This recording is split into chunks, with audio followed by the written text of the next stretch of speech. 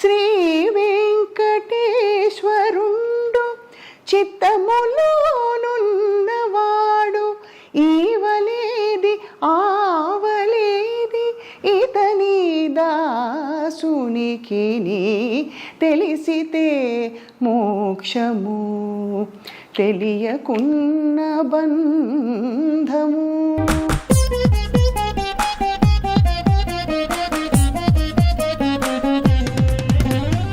ఇతరులని విమర్శించకుండా మనం ముందుకు వెళ్ళలేకపోతున్నాం అన్నది వాస్తవమా కాదా? ద్వైతాం ఆతతాయన అన్నాడు. వాడు పరమ దుర్మార్గుడు. వాడు దుర్మార్గుడు అయితే ఏం చేయాలి అని అడిగాడు అర్జునుడు.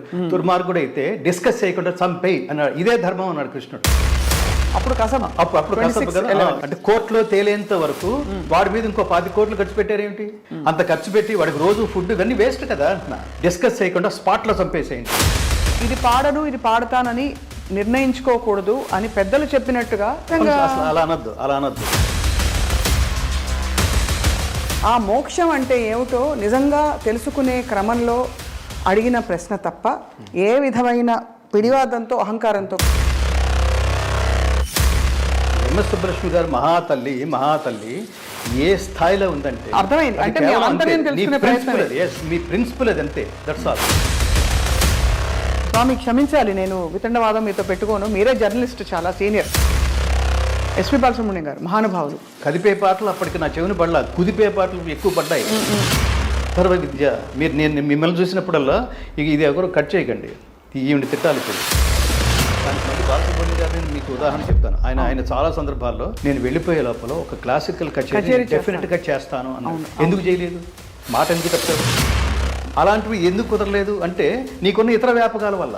శాస్త్రీయ సంగీతం ఆయనకు అదనంగా చేరి ఉంటే అది ఎవరి కోసం అని అడుగుతున్నాను. దానికి రూపాయి వస్తుంది. సో వాట్ అండి. ధర్మం తప్పితే మరణించినట్టే. నేను మరణించటం నీకు ఆనందమా? కణకణలాడే ఎండకు శిరసు మాడిన మనకు తన నీడను అందించే చెట్టే అమ్మా. చారెడు నీళ్ళైన తాను దాచుకోక జగతికి సర్వస్వం అర్పించే మబ్బే అమ్మ. ఇప్పుడు కూడా అక్కడక్కడ వస్తున్నాయి కదా స్వామి పాటలు అలాంటివి. అక్కడక్కడ ఏమిటి? కమాన్ కళావతి. అదే నేనేమంటానంటే నచ్చదు. అది ఇది ఇంత అదే నోటికి ఏది వస్తే అది అడిగేస్తారా? టైంపాసా? జాబ్ కోసమా? ధనం కోసమా? శాలరీ కోసమా? ఒక ద్వారా ప్రపంచానికి మీరు మంచి చెప్పడానికి ప్రయత్నిస్తే కొన్ని కోట్ల మంది బాగుపడతారు. ఓకే అర్థమైంది. దీన్ని జనసామాన్యానికి తీసుకువెళ్ళి భగవద్గీత ప్రచారం కోసమే నా జీవితాన్ని అంకితం చేస్తాను. హరిని కీర్తించు నా నాలుక నరుని కీర్తించదు అని అన్నమయ్య ఎలా అన్నాడు. అంతటి స్ఫూర్తిని ఘంటసాల గారు ఈ దేశంలో ఒకడికి ఇవ్వగలిగారు అంటే అది నేనని గర్వంగా చెప్తాను. అందరికీ నమస్కారం. కృష్ణం వందే జగద్గురుం. శ్రీకృష్ణ పరమాత్మ ఆ యుగంలో అర్జునుడి ద్వారా ప్రపంచానికి భగవద్గీతని బోధిస్తే ఈ యుగంలో ఆ భగవద్గీతని జ్ఞానగీతగా నేటి తరానికి అందిస్తున్న మహానుభావులు ఎవరు అంటే అందరికీ సుపరిచిత గాయకులు, భగవద్గీత ఫౌండేషన్ వ్యవస్థాపకులు శ్రీ గంగాధర శాస్త్రి గారు. వారి ధర్మ ప్రయాణం, ఆధ్యాత్మిక ప్రయాణం, భగవద్గీత ప్రయాణం ఇవన్నీ ఒక్కటే అయినా కూడా వ్యక్తిగతంగా వారి జీవితంలో వచ్చిన మార్పులు, అలాగే వారు ప్రపంచానికి బోధిస్తున్న విషయాలు ఇవాళ వారితో మాట్లాడి తెలుసుకుందాం. ఈ సందర్భంలో మనకి 2 విషయాలు చెప్పుకోవాలి. ఘంటసాల మాస్టారి జయంతి డిసెంబర్ 4. ఈ సందర్భం మాత్రమే కాకుండా డిసెంబర్ 11 భగవద్గీత ఫౌండేషన్ డే అని మనం జరుపుకుంటాం. భగవద్బంధు గంగాధర శాస్త్రి గారికి నమస్కారం. జై శ్రీకృష్ణ. జై శ్రీకృష్ణ. జై శ్రీరామ్. జై శ్రీకృష్ణ. భారత్ మాతాకి జై. జై. నేను అందరికీ ఈ సందేశం చెప్తుంటాను. ఈ మధ్యన కొంచెం ఉధృతంగా చెప్తున్నాను. ఎందుకంటే జీవితం అంటే సుఖంగా బతకటం కాదు, ధర్మంగా బతకటం. వెళ్ళిపోయిన తర్వాత కూడా ప్రపంచం మనం చేసిన కర్మల్ని గుర్తు పెట్టుకునే విధంగా స్ఫూర్తినిచ్చేటు బతకటం. ఎంటర్టైనింగ్గా బతకటం కాదు, ఎన్లైటనింగ్గా బతకటం అని ప్రపంచానికి తను ఆచరించి చెప్పిన మహాత్ముడు, దైవం శ్రీరాముడు పుట్టిన భూమిలో మనం పుట్టాం. మామూలుగా సినిమా ఆర్టిస్టులు, సినిమా హీరోలు కొన్ని సందర్భాల్లో చెప్తుంటారు చూడండి, ఎన్టీ రామారావు గారు ఇదే స్క్రీన్ మీద దానవీర సూరకర్ణ చూశాను, శ్రీకృష్ణ పాండవయ్యని చూశాను, మాయాబజార్ చూశాను. అదే స్క్రీన్ మీద నేను కనిపిస్తున్నప్పుడు నేను పొందిన ఆ కంపారిజన్లో ఒక థ్రిల్ ఉంటుంది చూడండి. అట్లా ప్రతి ఒక్కడు ఈ దేశంలో పుట్టినవాడు. రాముడు ఇదే భూమి మీద నడయాడాడు. అవును. అలాగే ప్రపంచం అంటే మనకి ఆ హిబ్రూలు కానీ ఇతర సంస్కృతి కానీ దేవుడు లేడు, ఒక్కటే జీవితం. వాడు దేవుడు ఒకవేళ ఉన్నా ఎక్కడో కూర్చుంటాడు, వాడికి మనకేం సంబంధం లేదు, వాడి సుఖం వాడు చూసుకుంటూ ఉంటాడు. అందుకని మనం ఈ జన్మ ఎత్తింది మన సుఖం మనం చూసుకోవడానికి. అందుకని ఎవడో ఆలోచించకండి, దొరికినట్టు ఎంజాయ్ చేసేయండి ప్రతి వస్తు విశేషాన్ని అని అనుకున్న శకం. ఈ మనం చేసిన పాపాలన్నిటికీ శిక్షలని క్రిస్టియానిటీ, అట్లా ఆ తర్వాత జైనులని, ఆ తర్వాత ఇస్లాం అని రకరకాల మార్గాలు, రకరకాల అన్వేషణలు కొనసాగించిన నేపథ్యంలో ఏది తెలుసుకున్న తర్వాత కొన్ని లక్షల కిలోమీటర్ల దగ్గరకు కూడా ఇతర మతాల ఐడియాలజీ రాలేదో అది శ్రీకృష్ణ పరమాత్మ అర్జునుని నిమిత్తంగా చేసుకుని ప్రపంచ మానవాళి రాతని మార్చడం కోసం ఉపదేశించిన గీత ప్రపంచానికి పంచబడింది. అలాంటి జగద్గురువైన శ్రీకృష్ణ పరమాత్మ పుట్టిన ఈ భూమి మీద మనము పుట్టినందుకు గర్వపడదాం. ఈ రెండింటితో పాటు ఇద్దరినీ కని జీవితం అంటే ఏదో నువ్వు వచ్చి వెళ్ళిపోవడం కాదు. నీకెవరో తల్లిదండ్రులు ఉండుంటారు, వాళ్ళ తల్లిదండ్రులు ఉండుంటారు, మీకేదో వంశం ఉండుంటుంది. ఆ వంశ ప్రతిష్టని ప్రపంచానికి చాటి చెప్పిన మహానుభావుడు ఎవరో ఉండుంటాడు. అది నీకు బాధ్యత కావాలి. దానికి నా పితృదేవతల ఆశీర్వాదం నాకు లభించేట్టుగా నేనేదో something I have to give back to the society, to family. ఒకవేళ లేకపోతే నీ వంశంలో నీ ముత్తాత ఎవరో చెప్పండి అంటే బొరగొక్కుంటున్నావు అనుకో, ముత్తాత ఏమీ చేయకుండా వెళ్ళిపోయాడు అనమాట. అంతేగా ఏదో చేసుంటే గుర్తుపెట్టుకునేవాడివిగా నువ్వు. అంటే నీ ముత్తాతకి నీ వంశంలో చెప్పుకునేవాడు ఎవడూ లేకపోతే ఇక ఇప్పుడు ఆ బాధ్యత నీ మీద ఉందన్నమాట. ఆల్రెడీ చేసిన వాడు ఉంటే దానికి 10 times చేయాల్సిన బాధ్యత ఉంది. శ్రీరామచంద్రుడిలాగా నువ్వు మామూలు వాడు కాదు, భగీరథుడి వంశంలో పుట్టినవాడివి అని భగీరథుడు వృత్తాంతం చెప్తే, శ్రీరామచంద్రుడు విశ్వామిత్రుడు చెప్తే, శ్రీరామచంద్రుడు ఆ గంగా స్నానం చేసి చాలా థ్రిల్ అయిపోయి నా మీద చాలా బాధ్యత ఉందన్నమాట. అందుకని చెప్పాలి తల్లిదండ్రులు బిడ్డలతో ఎందుకు టైం స్పెండ్ చేయాలంటే, ఎందుకని మహానుభావులు గురించి చెప్తే నేను ఈ దేశంలో పుట్టానా, ఈ వంశంలో పుట్టానా, నా గురువు ఈయన, వీళ్ళ ఆశీస్సులు మనకు ఎప్పుడైనా దొరుకుతాయా. నేను అదే లక్ష్యంతో వచ్చాగా హైదరాబాద్. అవును. నేను నారాయణ రెడ్డి గారిని చూడడానికి హైదరాబాద్ వచ్చాను. ఘంటసాల గారికి నేను ఒక వీర ఫాలోవర్ని, అభిమాని కాదు, భక్తుడిని. సో అందుకని అందరికీ చెప్తుంటాను, రాముని తలుచుకో, కృష్ణుని తలుచుకో, భారతమాతను తలుచుకోవడంతో ఆపేయకు. ఎంతో కొంత ఒరే నువ్వు నా దేశంలోనే పుట్టావరా అని ఆవిడ అనుకునేట్టుగా ఏదో doing something good to the people before you leave this earth అని చెప్తా. ఇక్కడ ఒక ఇది వాదం అని అనుకోకపోతే, వితండవాదం అని అసలు అనుకోకపోతే తమరు అనుమతిస్తే ఒక ప్రశ్నతో మొదలు పెడతాను. భగవద్గీత బోధన జరిగి 5000 సంవత్సరాల క్రితం జరిగిన ఆ సమయంలో, ఆ కాలంలో ఇతర ప్రభావాలు ఏవీ లేవు కాబట్టి ఇతర జీవన విధానాలతో పోల్చుకునే ఆస్కారం కానీ అవకాశం లేకపోయింది. కానీ నేటి రోజుల్లో మనది గొప్ప అని చెప్పుకునే క్రమంలో ఇతరులని విమర్శించకుండా మనం ముందుకు వెళ్ళలేకపోతున్నాం అన్నది వాస్తవమా కాదా?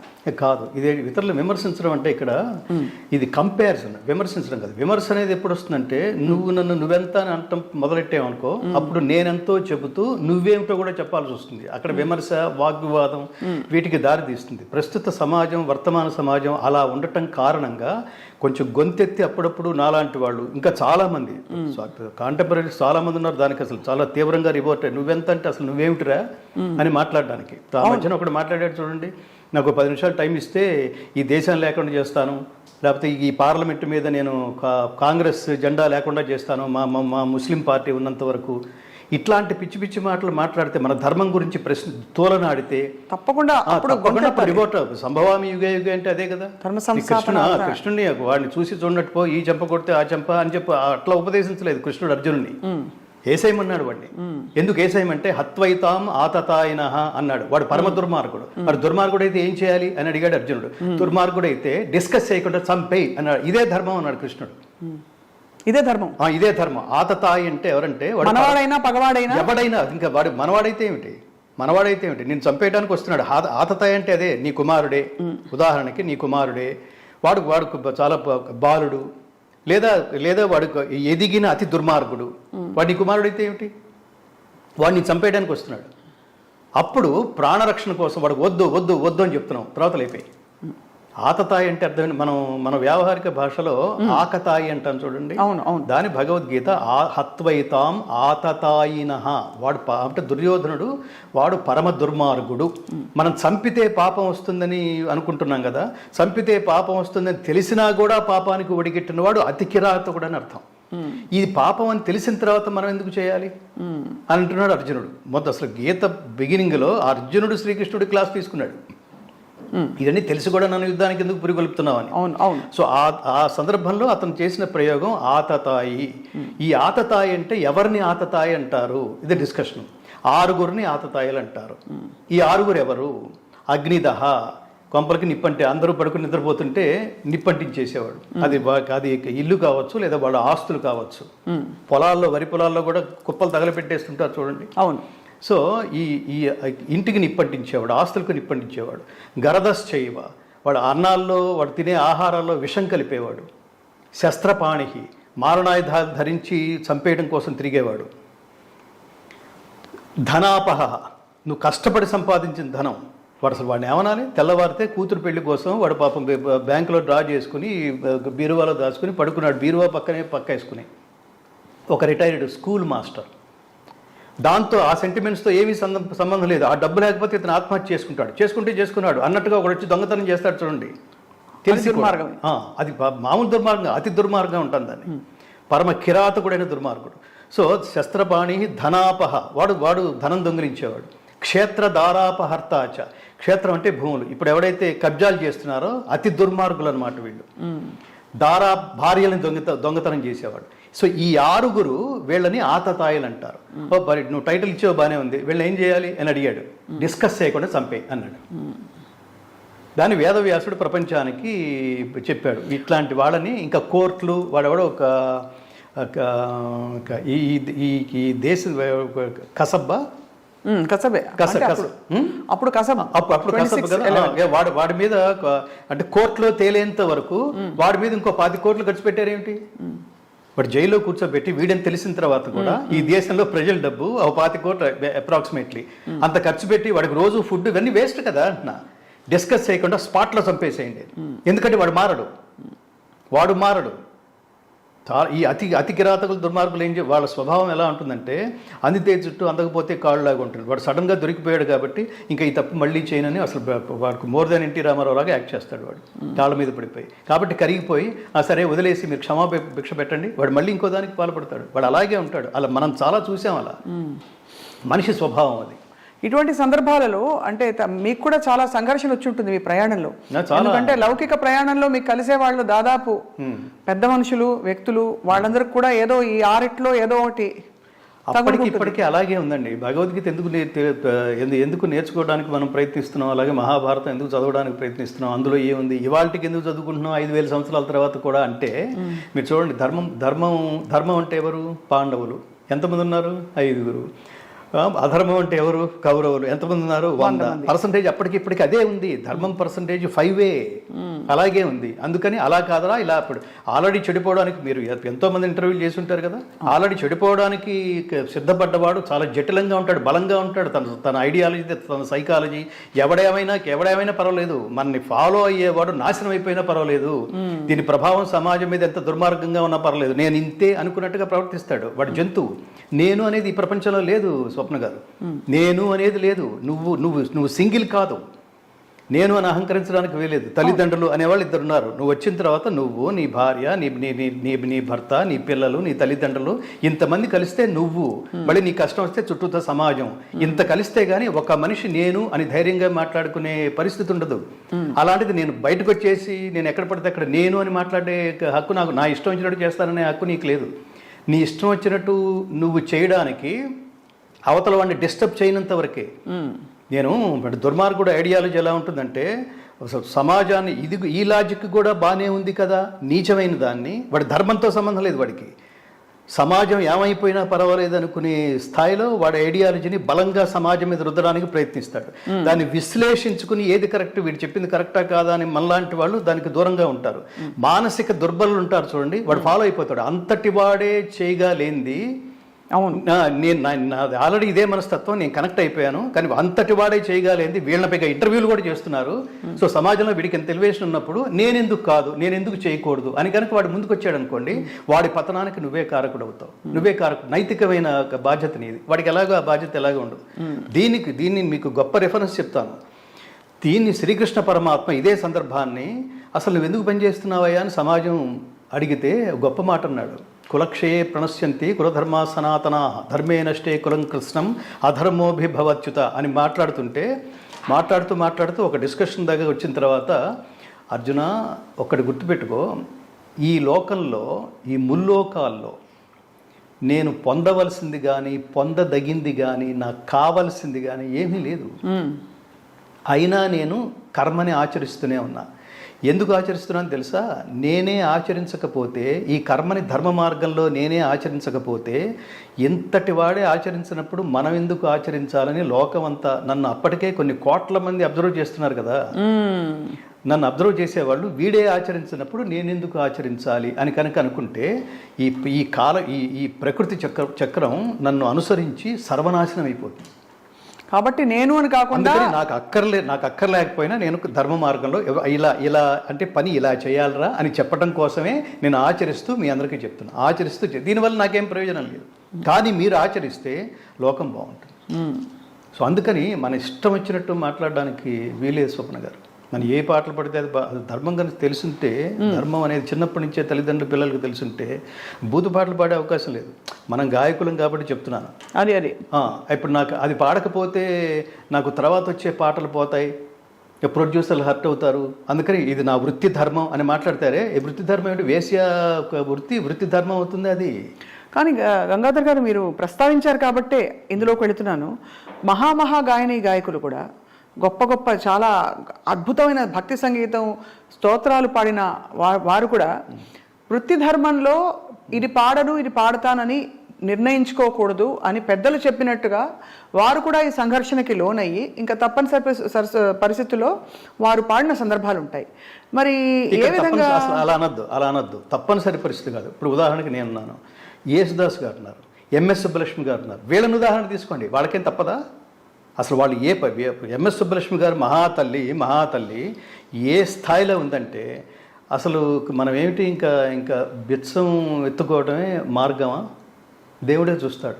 రోడ్డు మీదకి వచ్చినా పర్వాలేదు అనుకుంటున్న టైంలో కంచి స్వామి ఆవిడ ఆ స్థితిలో ఉంది. పివిఆర్కే గారు ఒకసారి వారి దగ్గరికి వెళ్ళి ఒక ప్రాజెక్ట్ పేరుతో ఆవిడ విడిగా డబ్బు ఇచ్చినా తీసుకోదు. ఆవిడ అంతటి ఆత్మగౌరవం ఉన్న కుటుంబం వాళ్ళది. వెళ్ళి ఒక ప్రాజెక్ట్ ఇవ్వండి అంటే అన్నమయ్య కీర్తనల ప్రాజెక్ట్ ఆవిడ దగ్గరికి తీసుకెళ్ళి ఇది మీరు పాడాలి తల్లి అంటే, అసలు సాక్షాత్తు వెంకటేశ్వర స్వామి మిమ్మల్ని నా దగ్గరికి పంపించినంత అనుభూతి చెందుతున్నాను, చాలా కృతజ్ఞతలు స్వామి అని. సో దీనికి వెంటనే ఆయన ఒక 5 నిమిషాలు మాట్లాడిన తర్వాత, ఇగో ఈ చెక్ తీసుకోండి, ఇది అడ్వాన్సు, ఈ ప్రాజెక్ట్ పూర్తవగానే మిగతాదేదో ఇస్తాం. అసలు ముందు దీనికి ఆవిడతో పాడించాలని కాదు, ఆవిడ కుటుంబాన్ని ఆర్థికంగా నిలబెట్టడం కోసం ఇంతమంది మహానుభావులు చేసిన ప్రయత్నం. ఎందుకని దాదాపుగా రోడ్డు మీదకి వచ్చేసిన స్థితి అనమాట. అన్నం ఎలా, ఈ పూట ఎలా, అలాంటి స్థితి. ఆవిడ చాలా గొప్ప ఆధ్యాత్మికవేత్త. భక్తి అంటే ఆవిడే. అలాంటి స్థితిలో ప్రాజెక్ట్ వస్తే ఆవిడ ఏమన్నారు తెలుసా? డబ్బు ఇస్తున్నారేంటి, దేవుడి దగ్గర డబ్బు తీసుకుని పాడతానా?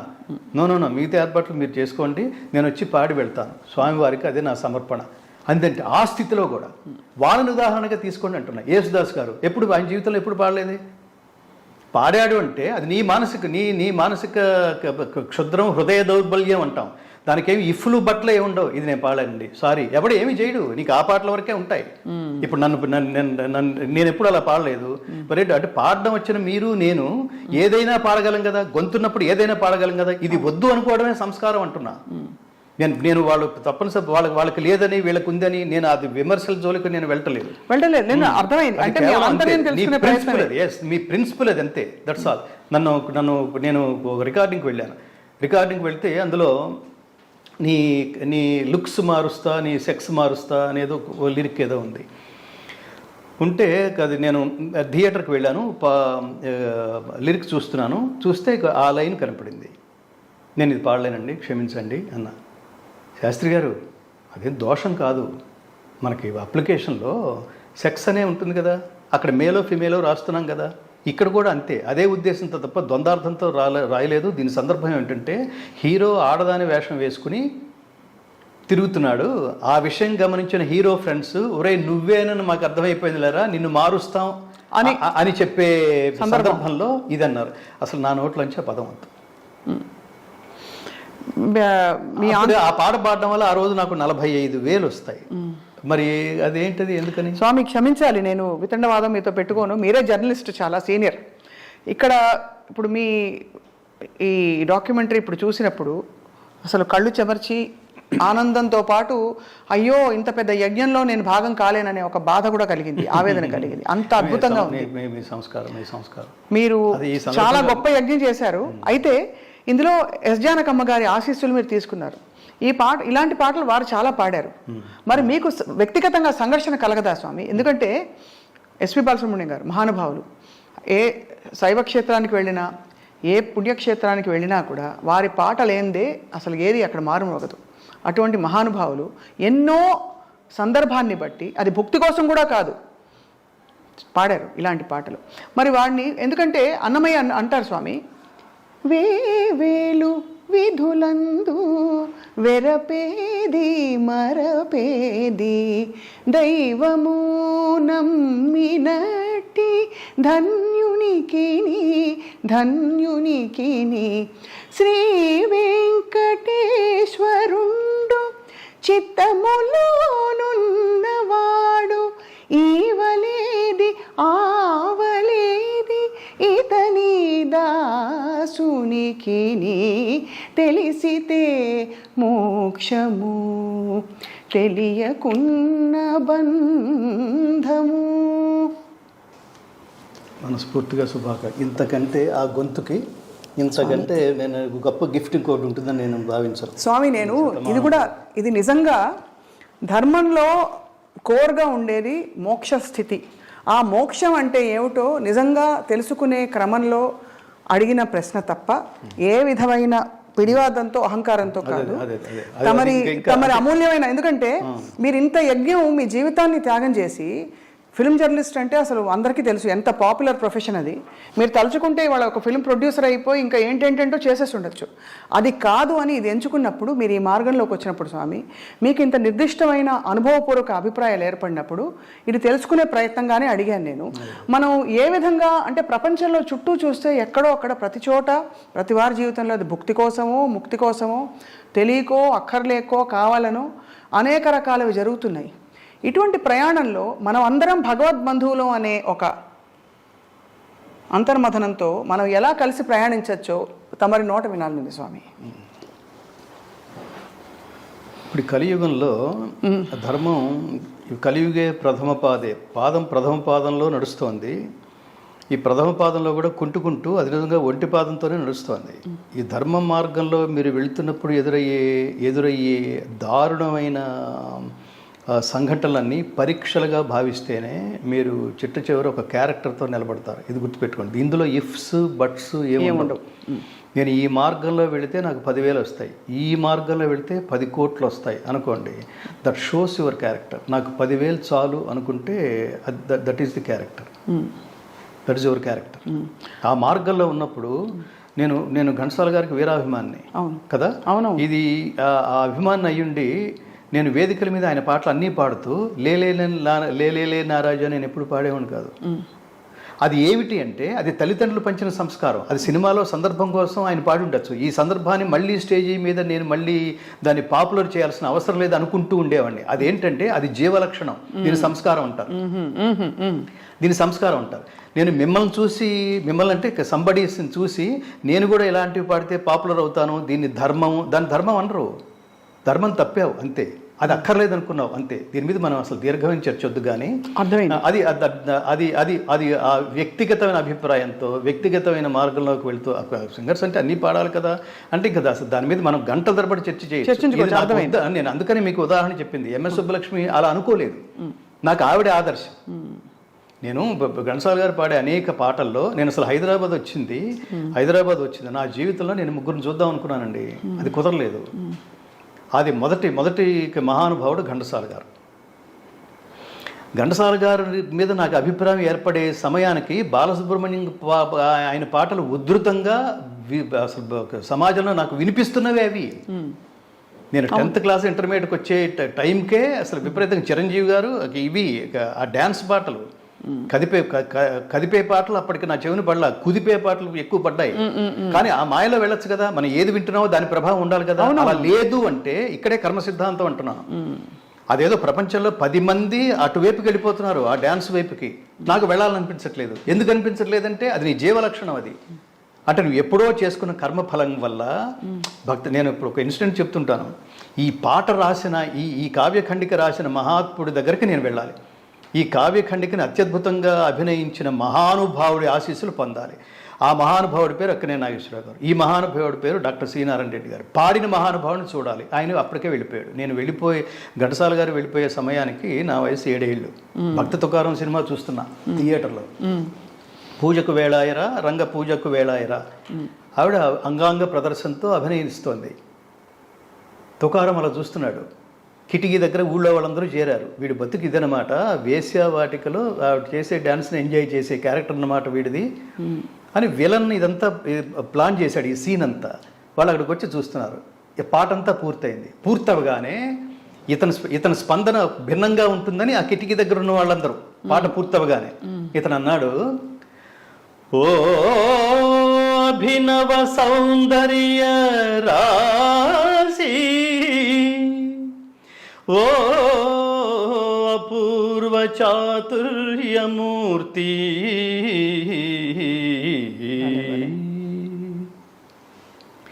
నీ కటాక్షముల లాలనములో, నీ మధురాధర చుంబనములో, నీ కటాక్షముల లాలనములో, నీ మధురాధర చుంబనములో, మధురిమలెన్నో పొదుగుకున్న నీ స్తన్య సుధల స్వాదనములో, అప్రమేయ దివ్యానందాలను అందించే నీ చల్లని ఒడిలో హాయిగా నిదురించగలిగే పాపగా నీ కడుపున జన్మించు భాగ్యమే లేదాయ తల్లి తల్లి తల్లి. ఏమైపోయింది ఆవిడ? వేశ్యని తల్లి అనే సంబోధనకే ముందు పడిపోయింది. ఇంత మహాద్భుతమైన అందగత్తె కడుపున నేను బిడ్డగా ఎందుకు జన్మించలేకపోయానమ్మా అని బాధపడుతున్నాను. నువ్వు అందగత్తెవే కాదు, మహానాట్యగత్తెవి. నీ కడుపున నేను ఎందుకు బిడ్డలాగా జన్మించలేకపోయాను? నీ ఒళ్ళో పడుకుని నీ ప్రేమను చూరగొనే బిడ్డగా నాకెందుకు పరమాత్మ నాకెందుకు జన్మనివ్వలేదన్నాడు. అసలు ఏం సంస్కారం అది? చూసి అది విని అప్పుడప్పుడే నేను ఇంటర్మీడియట్ రోజుల్లో ఆ సంగీతానికి, ఆ ఘంటసాల గారి గానానికి నేను అలాంటి గొంతు మళ్ళీ వినలేదు. మనం సంగీతాన్ని విశ్లేషించేవాళ్ళం. ఒక గాత్రం అంటే అర్థం అంటే గానం అందరూ పాడగలిగే వాళ్ళందరూ పాడతారండి. గొంతు దేవుడు ఇవ్వాలి. ఏ గొంతు ఇచ్చారో ఆ గొంతుతోనే మీరు పాడగలరు. ఇక్కడ గొంతు సరిగ్గా లేకుండా పాట అద్భుతంగా పాడేవాళ్ళు ఇండస్ట్రీలో చాలామంది ఉన్నారు. అవును, గొంతు బాగుండదు. అంటే రావాల్సినంత ఘంటసాల గారి రోజుల్లో గాత్రాలంటే అవన్నీ దబాయించి రౌండెడ్గా ఉండేవి. ఘంటసాల గారు గొంతు దబాయించి పాడరా అనేవాళ్ళు. సుశీలమ్మ అనేవారు. సుశీల్ గారు, వీళ్ళిద్దరు. మిగతావన్నీ కొంత ముక్కుతో, కొంత కొండనాలిగితో, కొంత అవన్నీ కూడా మాధుర్యంగా, అవన్నీ తేనె, నేను అంటుంటాను, అవన్నీ తేనె తాగుతున్నట్టు ఉండేవి. ఘంటసాల గారిది సుశీల్ది మాత్రమే, వాళ్ళిద్దరు గాత్రాలు మాత్రమే అమృతం తాగుతున్నట్టు ఉంటుంది. ఆ గొంతులో గమకాలు జార్చినట్టు ఉండవు, జాలువారుతున్నట్టు ఉంటాయి. ఘంటసాల గారి గాత్రంలో పవిత్రత మీరు వేరే గాత్రాలే ఉంటుందంటే నేను నమ్మలేను. ఆ ఘంటసాల గారి కంటే కూడా తర్వాత కాలంలో ఉన్న వాళ్ళు భక్తి పాటలు ఎక్కువ విపరీతంగా పాడేసిన వాళ్ళు ఉన్నారు. అందులో భక్తి నాకు ఎప్పుడూ కనపడలేదు. ఇంత భక్తి అసలు అవి వినిపిస్తాయి అంతే. అవి ఎన్ని గుళ్ళలో మోగినా కూడా ఆల్టర్నేటివ్ లేక పెట్టుకోవటమే అంతే. నేను చెప్తున్నాను కదా, సంగీతంగా మీ గొంతులో మీరు ఇప్పుడు పాడారు, ఒక్కొక్క గమకం ఎంత సంపూర్ణంగా అద్భుతంగా పలికారు. అది నా కాన్ఫిడెన్స్. అది అట్లా ఘంటసాల గారి గొంతులో మాధుర్యం, తర్వాత నేను ఎక్కడ వినలేదు. ఘంటసాల గారి గొంతులో ఆర్ద్రత నేను తర్వాత ఎక్కడ వినలేదు. ఘంటసాల గారి గొంతులో పవిత్రత నేను ఎక్కడ వినలేదు. ఘంటసాల గారి గొంతులో పరమశాంతి నేను ఎక్కడ వినలేదు. ఒక గాయకుడిని పట్టుకుని ఈ స్ఫూర్తిగా తీసుకుని మనం వెళ్ళిపోయిన తర్వాత కూడా మిగిలిపోయేటంత స్ఫూర్తిని గ్రహించి ఒక ప్రాజెక్ట్ చేయగలగటం అన్నది నేను ఆత్మగౌరవంతో చెప్తున్నాను. ఘంటసాల గారు నేను ఆయన కొన్ని వేల మంది శిష్యులు ఉన్నారు, కొన్ని వేల మంది ప్రభావితం అయిపోయి ఉన్నవాళ్ళు. ఆయన నాకు ఇచ్చిన స్ఫూర్తిని నేను స్టేజ్ల మీద పాడుకుని క్యాష్ చేసుకోవటం కాదు, నా యావదాస్తి దానికోసం నేను చేసి ఆయన అసంపూర్ణంగా గానం చేసిన భగవద్గీతని కంప్లీట్ చేసి జస్ట్ రికార్డు కోసం కాదు స్వప్న గారు, రికార్డు కోసం కాదు, దీన్ని జనసామాన్యానికి తీసుకువెళ్ళి భగవద్గీత ప్రచారం కోసమే నా జీవితాన్ని అంకితం చేస్తాను. హరిని కీర్తించు నా నాలుక నరుని కీర్తించదు అని అన్నమయ్య ఎలా అన్నాడు. అంతటి స్ఫూర్తిని ఘంటసాల గారు ఈ దేశంలో ఒకడికి ఇవ్వగలిగారు అంటే అది నేనని గర్వంగా చెప్పుకుంటా. ఆయన పాట కాకుండా ఇంకెవరి పాట అయినా కనుక నేను ఆదర్శంగా తీసుకుని ఉంటే తర్వాత కాలంలో ఏం చేయగలిగి ఉండేవాడిని నేను ఆలోచిస్తే సమాధానం 0 అని వినిపిస్తుంది నాకు. అవును, ఇంకా ఎంత గొప్ప గాయకుడైనా ఆయన్ని ఇన్స్పిరేషన్గా తీసుకుని నేను ఇప్పుడు తర్వాత ఆయన కొనసాగింపుగా ఏం చేయగలను అంటే ఒక్క సబ్జెక్ట్ లేదు స్వప్న గారు, ఒక్క సబ్జెక్ట్ లేదు వాస్తవం. అందుకని నన్ను భవదీయ దాసుని మనంబుననీయపు కింకపూని తాచిన అది నాకు మన్ననయా చెల్వగు నీ పద పల్లవంబు మత్తను పులకాగ్ర కంటక వితానము తాచిన నచ్చునంచు నేననియద అల్కమానవు గదాయికనైనా అరాళ కుంతలా అరాళ కుంతలా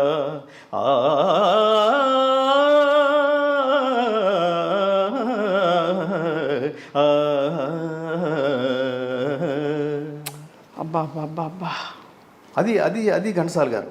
నేను భగవద్గీతలో రావడానికి ప్రధానమైన కారణం ఘంటసాల గారు ఆ గమకం యాజ్ ఇట్ ఈస్గా నాకు పడుతుందనే కాన్ఫిడెన్స్ ఉండటం వల్ల ఘంటసాల గారు పాడిన భగవద్గీతలో 108 శ్లోకాలు యథాతథంగా అలాగే పాడగలననే కాన్ఫిడెన్స్తో అది వచ్చిన తర్వాత నేను ఇందులోకి దిగాను. లేకపోతే జస్ట్ లైక్ దట్ నేను ఆత్మవిమర్శకుడిని, తర్వాత పాత్రికేయ విమర్శకుడిని, తర్వాత సంగతి కింద కూర్చున్నప్పుడు వేదిక మీద కింద కూర్చున్నప్పుడు ఏమి ఆర్ద్రత. నాకు ఇంకొక ఇన్స్పిరేషన్ ఉన్నాడు. ఘంటసాల గారి పాట నాకు ఇన్స్పిరేషన్ అయితే స్టేజీల మీద ఘంటసాల గారి పాట నేను దూరంగా కూర్చుని వింటుంటే అలాగే పాడుతున్నట్టుండేది మిత్ర గారు.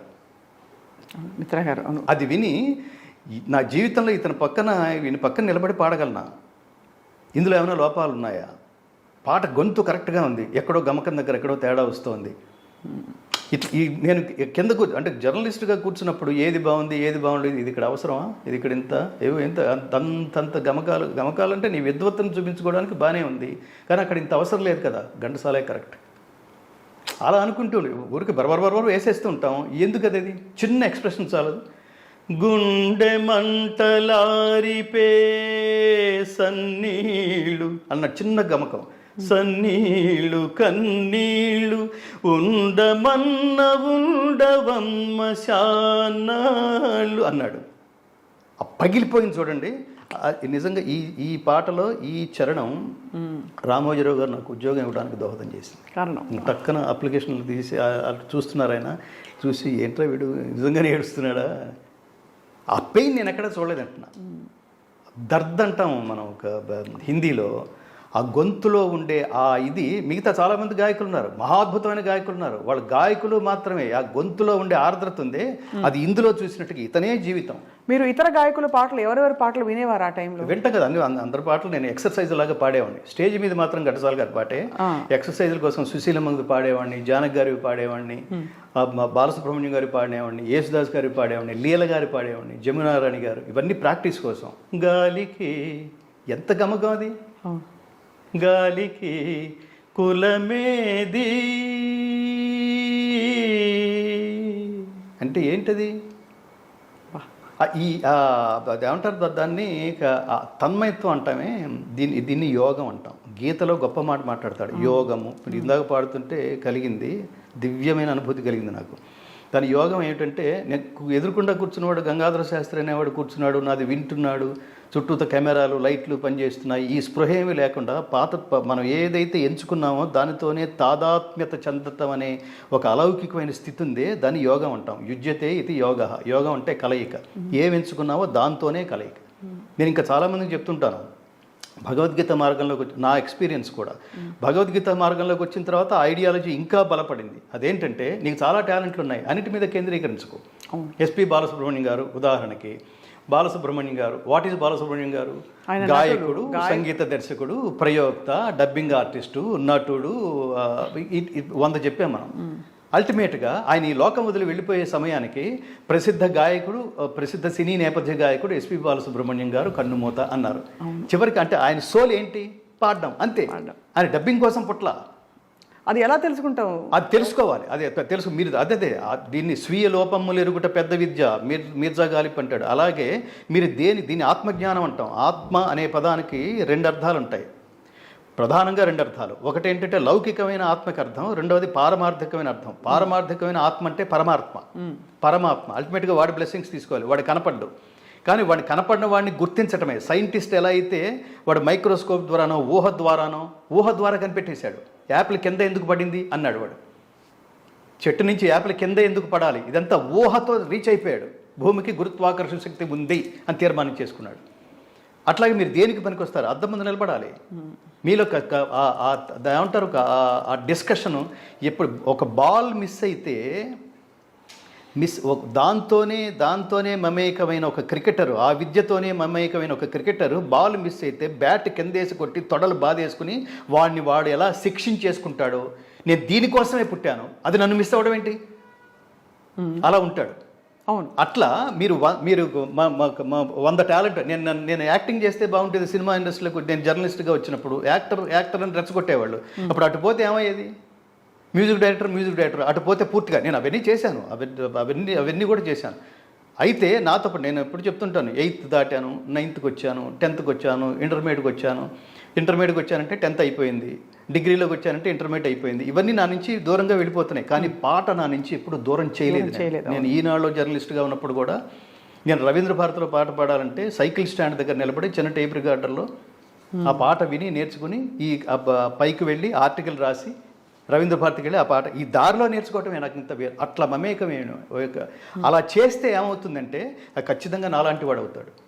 నేను పాటను వదిలిపెట్టలేదు. ఆ పాట ఎక్కడి దాకా తీసుకెళ్ళిందంటే ఈ ప్రపంచంలో నేను వెళ్ళిపోయినా శాశ్వతంగా ఉండిపోయే భగవద్గీత నేను పాడడానికి పరమాత్మ నన్ను ఎంచుకున్నాడు. ఎందుకంటే నేను పాట వదిలిపెట్టలేదు. పాట అంటేనే ఇది గాంధర్వ విద్య. స్వప్న గారు, అయ్యో అవును, గాంధర్వ విద్య. నేను మిమ్మల్ని చూసినప్పుడల్లా ఇది ఎవరు కట్ చేయకండి, ఈవిని తిట్టాలి ఇప్పుడు. మీరు జర్నలిజంలో నేను జర్నలిజం జాబ్ వదిలేశాను, నా సీట్లో కూడా వచ్చి కూర్చున్నాడు. పాట వదిలేశారు, ఆ వెంటనే టక్కన రీప్లేస్మెంట్ కుదరదు. అక్కడ ఘంటసాల గారు పోయారు. ఆయన స్థానాన్ని భర్తీ చేసిన వాళ్ళు ఉన్నారు, కానీ ఆయన స్థాయిని భర్తీ చేసిన వాళ్ళు లేరు. అది కనుక మనకు తెలుసుంటే, మీరు రెండో పని పెట్టుకున్నారు అంటే మొదటి పని మీరు 100% చేయడంలో మీరు ఎక్కడో విఫలరవుతున్నారని అర్థం. 80% మాత్రమే కేటాయించగలుగుతున్నారు, మిగతా 10% డీవియేట్ అవుతున్నారని అర్థం. ఆ 10% కూడా దీనికోసమే పెడితే యుల్ బి అసలు ఏమంటారు, చాలా బలమైన చెట్టులాగా ఎదగలరు, బలమైన కల్పవృక్షంలాగా ఎదగలరు. ఇది తెలుసుకోవాలి. ఇది ఎప్పుడు తెలుసుకోవాలి? ఎర్లీ స్టేజ్లోనే తెలుసుకోవాలి. నేను దీనికోసమే పుట్టాను. భగవద్గీతలో చెప్పే కర్మ ఇదే. మనం వెళ్ళిపోయే టైంకి, ఈ జీవుడు పడిపోయే సమయానికి మన చుట్టూ మూగిన వాళ్ళు వీడు దీనికోసమే పుట్టాడురా అని అనుకోకపోతే, ఆ దీనికోసమే పుట్టాడన్నది వాడు ప్రతిరోజు మందు కొట్టి పడిపోయేవాడు వీడు దీనికోసమే పుట్టాడు అనుకోవడం అది కాదు. అది దేనికోసం అంటే వాడు నువ్వు కొన్ని కోట్ల మంది ప్రభావితం, ఒక సబ్జెక్టుతో కొన్ని కోట్ల మంది ప్రభావితం చేస్తూ చేస్తూ చేస్తూ ఒక లాంగ్ జర్నీ గడుపుతున్నప్పుడు వాడు సడన్గా వెళ్ళిపోతే, ఈ లోకంబున వృద్ధి కాదగిన ఏ విద్యలల్లాడునో అన్నాడు చూడండి ఒక మహానుభావుడు. అట్లా మన గురించి ప్రపంచం అలా అనుకోవాలి. వీళ్ళు దీనికోసమే పుట్టాడు. అన్నమయ్య పాటల కోసమే పుట్టాడు. వేటూరి పాటలు వీళ్ళు డీవియేట్ అవ్వలేదు. మహర్షులు వాళ్ళు తపస్సులు. అది అంటున్నా. అది మీరు కొంత పర్సంటేజ్ కనుక డీవియేట్ అయితే అసలు దాంట్లోంచి అసలుది మీరు బలహీనపడుతుందని అర్థం. దానికి మళ్ళీ బాలసుబ్రహ్మణ్యం గారిని మీకు ఉదాహరణ చెప్తాను. ఆయన చాలా సందర్భాల్లో ఈ క్లాసికల్ సంగీతం పాడుతున్న వాళ్ళ పాటలు నేను వింటున్నప్పుడు నా జీవితంలో నేను ఇదొకటి మిస్ అయ్యాను అనిపిస్తుంటుంది. నేను వెళ్ళిపోయే లోపల ఒక క్లాసికల్ కచేరీ డెఫినెట్గా చేస్తాను అన్నాను. ఎందుకు చేయలేదు? మాట ఎందుకు తప్పావు? ఆయన వెళ్ళిపోయినప్పుడు నేను చాలా క్వశ్చన్స్ అడిగాను. నేను కన్నీళ్ళు పెట్టుకుని, మామూలు గాయకుడు కాదండి, దానికోసమే పుట్టినవాడు, పాట కోసమే పుట్టినవాడు, పాడుతూ ప్రయాణం చేసినవాడు, పాడుతూనే వెళ్ళిపోయినవాడు. అలాంటివి ఎందుకు కుదరలేదు అంటే నీకున్న ఇతర వ్యాపకాల వల్ల. దాన్ని నేను ఒప్పుకోను. ఆయన నా కొడుకు అయితే అది ఒప్పుకోను. నువ్వు డివేట్ అవుతున్నావు, దీనికోసం టైం కేటాయించు, ఒక కచేరీ చెయ్యి. ఏ మామూలు గాత్రం అది? There is no replacement for you. నిన్ను ఇంకొకటి రీప్లేస్ చేయలేడు. అలాంటప్పుడు జీవితాన్ని అంత ఈజీగా ఎలా తీసుకుంటావు? అసలు అల్టిమేట్గా నీకు అదేంటో అత్యున్నత గౌరవం తెప్పించి పెట్టేదే క్లాసికల్ కదా. మంగళంపల్లి వారు, బాలసుబ్రహ్మణ్యం గారు ఇద్దరు ఎదురుపడితే ఎవరి కాళ్ళకి నమస్కారం చేస్తారు? లౌకిక ప్రయాణంలో సార్ మీరు చెప్తున్నది అర్థమవుతోంది. అది అత్యుత్తమమైనది, అత్యున్నతమైనది. మన జన్మ దేనికోసమో తెలుసుకోవడం ఒక అదృష్టం. అదే ఆ భాగ్యంలో నడవాలి. కానీ లౌకిక గౌరవానికి మించి, మీరే ఇందాక మాట్లాడుతూ కెమెరా అవతల అన్నారు మీరు, మనం వెళ్ళిపోయాక మనం బాడీ అయిపోతాం. లౌకిక గౌరవం మనం బ్రతికున్నంత వరకే. కాబట్టి అన్నిటికంటే మించిన లౌకిక గౌరవం ఏమిటి మనిషి ప్రయాణంలో, ధర్మ ప్రయాణంలో? వృత్త, ప్రవృత్త, మనిషి ప్రకృత. భగవద్గీత చెప్పేది అదే. మీరు ఇవన్నీ కూడా శ్లోకాలకే. శ్రేయాన్ స్వధర్మో విగుణః పరధర్మాత్ స్వనుష్ఠితాత్ స్వధర్మే నిధనం శ్రేయః పరధర్మో భయావహః. ఆకర్షణీయముగా అనుష్ఠింపబడిన పరధర్మము కన్నా గుణము లేనిదైనను స్వధర్మమే మేలు. అట్టి స్వధర్మాచరణమున మరణము సంభవించినను మేలే. పరధర్మము భయంకరమైనది. ఇక్కడ ధర్మం అంటే మతం కాదు. స్వధర్మం ఏమిటి, పరధర్మం ఏమిటి, మన ధర్మం ఏమిటి తెలుసుకోవడం. అంటే అసలు ముందు ధర్మం ఏమిటి, ధర్మం అంటే ఏమిటి? దీనికి సనాతనం అని యాడ్ చేసాం. అంటే బహుపురాతనమైంది, శాశ్వతమైంది. సనాతనం అంటే శాశ్వతమైంది. దాన్ని ఎవడో నశింపజేయలేడు. ఒకసారి కనిపిస్తుంది, ఒకసారి కనిపించదు, ఒకసారి వీక్గా ఉంటుంది, ఒకసారి స్ట్రాంగ్గా ఉంటుంది, కానీ మొత్తం మీద అది చావదు. ధర్మం అంటే సర్వజనామోదయోగ్యకరమైన కర్మ.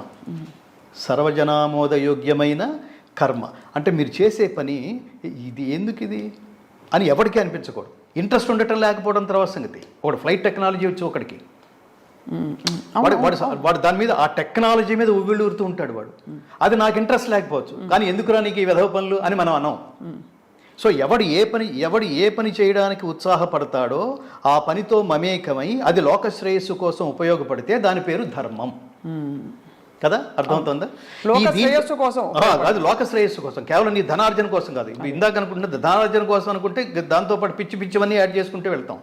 కాదు నీ మనసు అంగీకరించకూడదు. నేను పాడుతుంటే అంటే చిన్నప్పుడు, చాలా చిన్నప్పుడు సినిమాలో ఏదో బీట్ ఓరియంటెడ్ పాటలు నేను పాడుతుంటే వెనక కర్టెన్ చాటున మా నాన్నగారు వింటున్నారని తెలియక నేను ఏదో పాడేసుకుంటున్నాను. డింగి టిక్ అని కొట్టుకుంటూ పాడుతున్నాను. అంటే ఆయన పరిగెత్తుకుంటూ వచ్చి డిప్ప మీద ఒకటేసి ఏంటో అది పిచ్చ పాటలు నువ్వును అన్నాడు ఆయన. పిచ్చ పాట, మంచి పాట అంటే ఏంటి నాన్న అని అడిగాడు. ఆయన అప్పుడు చెప్పాడు, అగాధమౌ జలనిధిలోనా ఆణిముత్యమున్నటులే శోకాల మరుగున దాగి సుఖమున్నదిలే. ఏది తనంత తానై నీదరికి రాదు, శోధించి సాధించాలి అది ధీరగుణం. కలకానిది, విలువైనది. అసలు ఆ మార్గంలో వెళ్ళటానికి నాన్నగారు ప్రధానమైన కారణం. మీకు చిన్నప్పుడే ఏది మంచి ఏది చేయకూడదు డిస్కస్ చేయాలి. డిస్కస్ చేస్తే వాడికి అవును ఈ మార్గంలోనే వెళితే బెటరు, అమ్మ చెప్పింది కరెక్ట్, యూఆర్ చెప్పింది యూఆర్ రైట్ నాన్న. ఈ డిస్కషన్స్ జరగట్లేదు ఇప్పుడు. మీరు అన్నారు లౌకికమైన స్థాయి, ప్రెస్టేజ్, అది మీరు ఊహిస్తే రాదు. అది మీరు ఊహిస్తే, మీరు ప్లాన్ చేసుకుంటే రాదు. లౌకికంగా ఉండే మీ కీర్తి ప్రతిష్టలు ఉన్నాయి, మీరు చేసే పని బట్టి వస్తుంది, మీరు చేసే కర్మని బట్టి వస్తుంది. భగవద్గీత మొదలయ్యేటప్పుడు నేను ఎప్పుడో మీతోనే అని అంటున్నాను, 4 రోజులు కనిపించకపోతే వాళ్ళ మార్కెట్లో 4 రోజులు కనిపించకపోతే 4 ఛానల్స్లో కనిపించకపోతే 5వ రోజు మనం మాయమైపోతాం, ప్రపంచం మన ఎవరు గుర్తుపెట్టుకోరు అని అనుకునే ఈ రోజుల్లో స్వప్న గారు, నేను 9 సంవత్సరాలు ప్రపంచానికి కనిపించలేదు, భగవద్గీత అనే తపస్సులో ఉన్నా, నేనేం చచ్చిపోలేదు, నేను కీర్తి కండుతో నేనేమీ బతికేయలేదు. కీర్తిని చిచ్చు అంచుపైన నడిచొచ్చేదే నిక్కమైన కీర్తి అన్నారు చూడండి. మనం వెళ్ళిపోయిన తర్వాత ప్రపంచం మన గురించి ఏం మాట్లాడుకుంటుందో అది కీర్తి. బతికున్నప్పుడు భజన చేస్తారు మన వెనకాల, అది కీర్తి కాదు. అది సినిమా పాటకి ఎక్స్పైరీ డేట్ ఉన్నట్టు అన్నమయ్య పాటకి ఎక్స్పైరీ డేట్ ఉండదు. అది 500 సంవత్సరాలు అయింది, ఇప్పటికీ ఇంకో 5000 సంవత్సరాలు ఉంటుంది. అవును, ఎందుకంటే ఆయన ఎంటర్టైన్మెంట్ కోసం రాయలేదు, ఎన్లైటైన్మెంట్ కోసం రాశాడు. ఎవరిని చూసి ఇన్స్పైర్ అయ్యాడో, ఎవడు శాశ్వతం అనుకుని ఇన్స్పైర్ అయ్యాడో అన్నమయ్య, ఆయనకే రాసి దాచుకో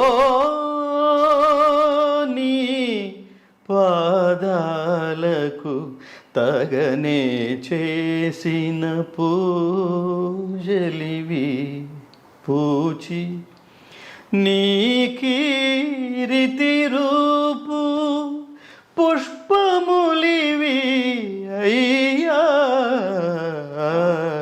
దాచుకో నీ పాదాలకు తగనే చేసిన పూజలివి. ఏమిటది? ఆర్ద్రత ఏంటి? ఆయన మొహంక చూడడం ఏంటి? ఆయనతో మాట్లాడడం ఏంటి? ఈ వన్ సైడ్ లవ్ ఏంటి? ఆయన ఏమి రెస్పాండ్ అవ్వడం ఏంటి? ఇన్ని రాసినా నీకు నీ మొహంలో నేను ఎక్కడ ఆర్ద్రత చూడలేకపోతున్నాను, సాటిస్ఫాక్షన్ చూడలేకపోతున్నాను. నా ఏజ్ అయిపోయింది, 32,000 రాశాను ఇప్పటికీ, ఇంకా ఏం ఆశిస్తున్నావయ్యా? ఆయనతోనే మాట్లాడుతున్నాడు. ప్రపంచం నా పాట బాగుందా, డీవియేట్ అవ్వట్లేదు, ప్రపంచం వైపుకి రావట్లేదు. కీర్తి అనేది అసలు మనం పని చేస్తున్నవాడు, మీరు ఎప్పుడైతే పని చేస్తున్నంతసేపు కీర్తి గురించి మాట్లాడారో, కర్మ సిద్ధాంతం దీన్ని అంగీకరించదు. కర్మణ్యేవాధికారస్తే మా ఫలేషు కదాచన మా కర్మ ఫలహేతుర్భూ మాతే సంగోస్తు అకర్మణి. డ్యూటీ మీదే కాన్సన్ట్రేట్ చేయి. ఫలితం మీద ఎప్పుడైతే దృష్టి పెట్టావో నీ పని నుంచి డీవియేట్ అవుతున్నట్టు లెక్క. డీవియేట్ ఎప్పుడైతే అవుతున్నావో పని మీద కాన్సన్ట్రేషన్ పోయినట్టు లెక్క. పని మీద కాన్సన్ట్రేషన్ ఎప్పుడైతే పోయావో 100% results you cannot get back అని లెక్క. అంతే. ఎంత లాజికల్గా ఉంటుంది ఇది. సో అందుకని అసలు కీర్తి గురించి ఆలోచించకు.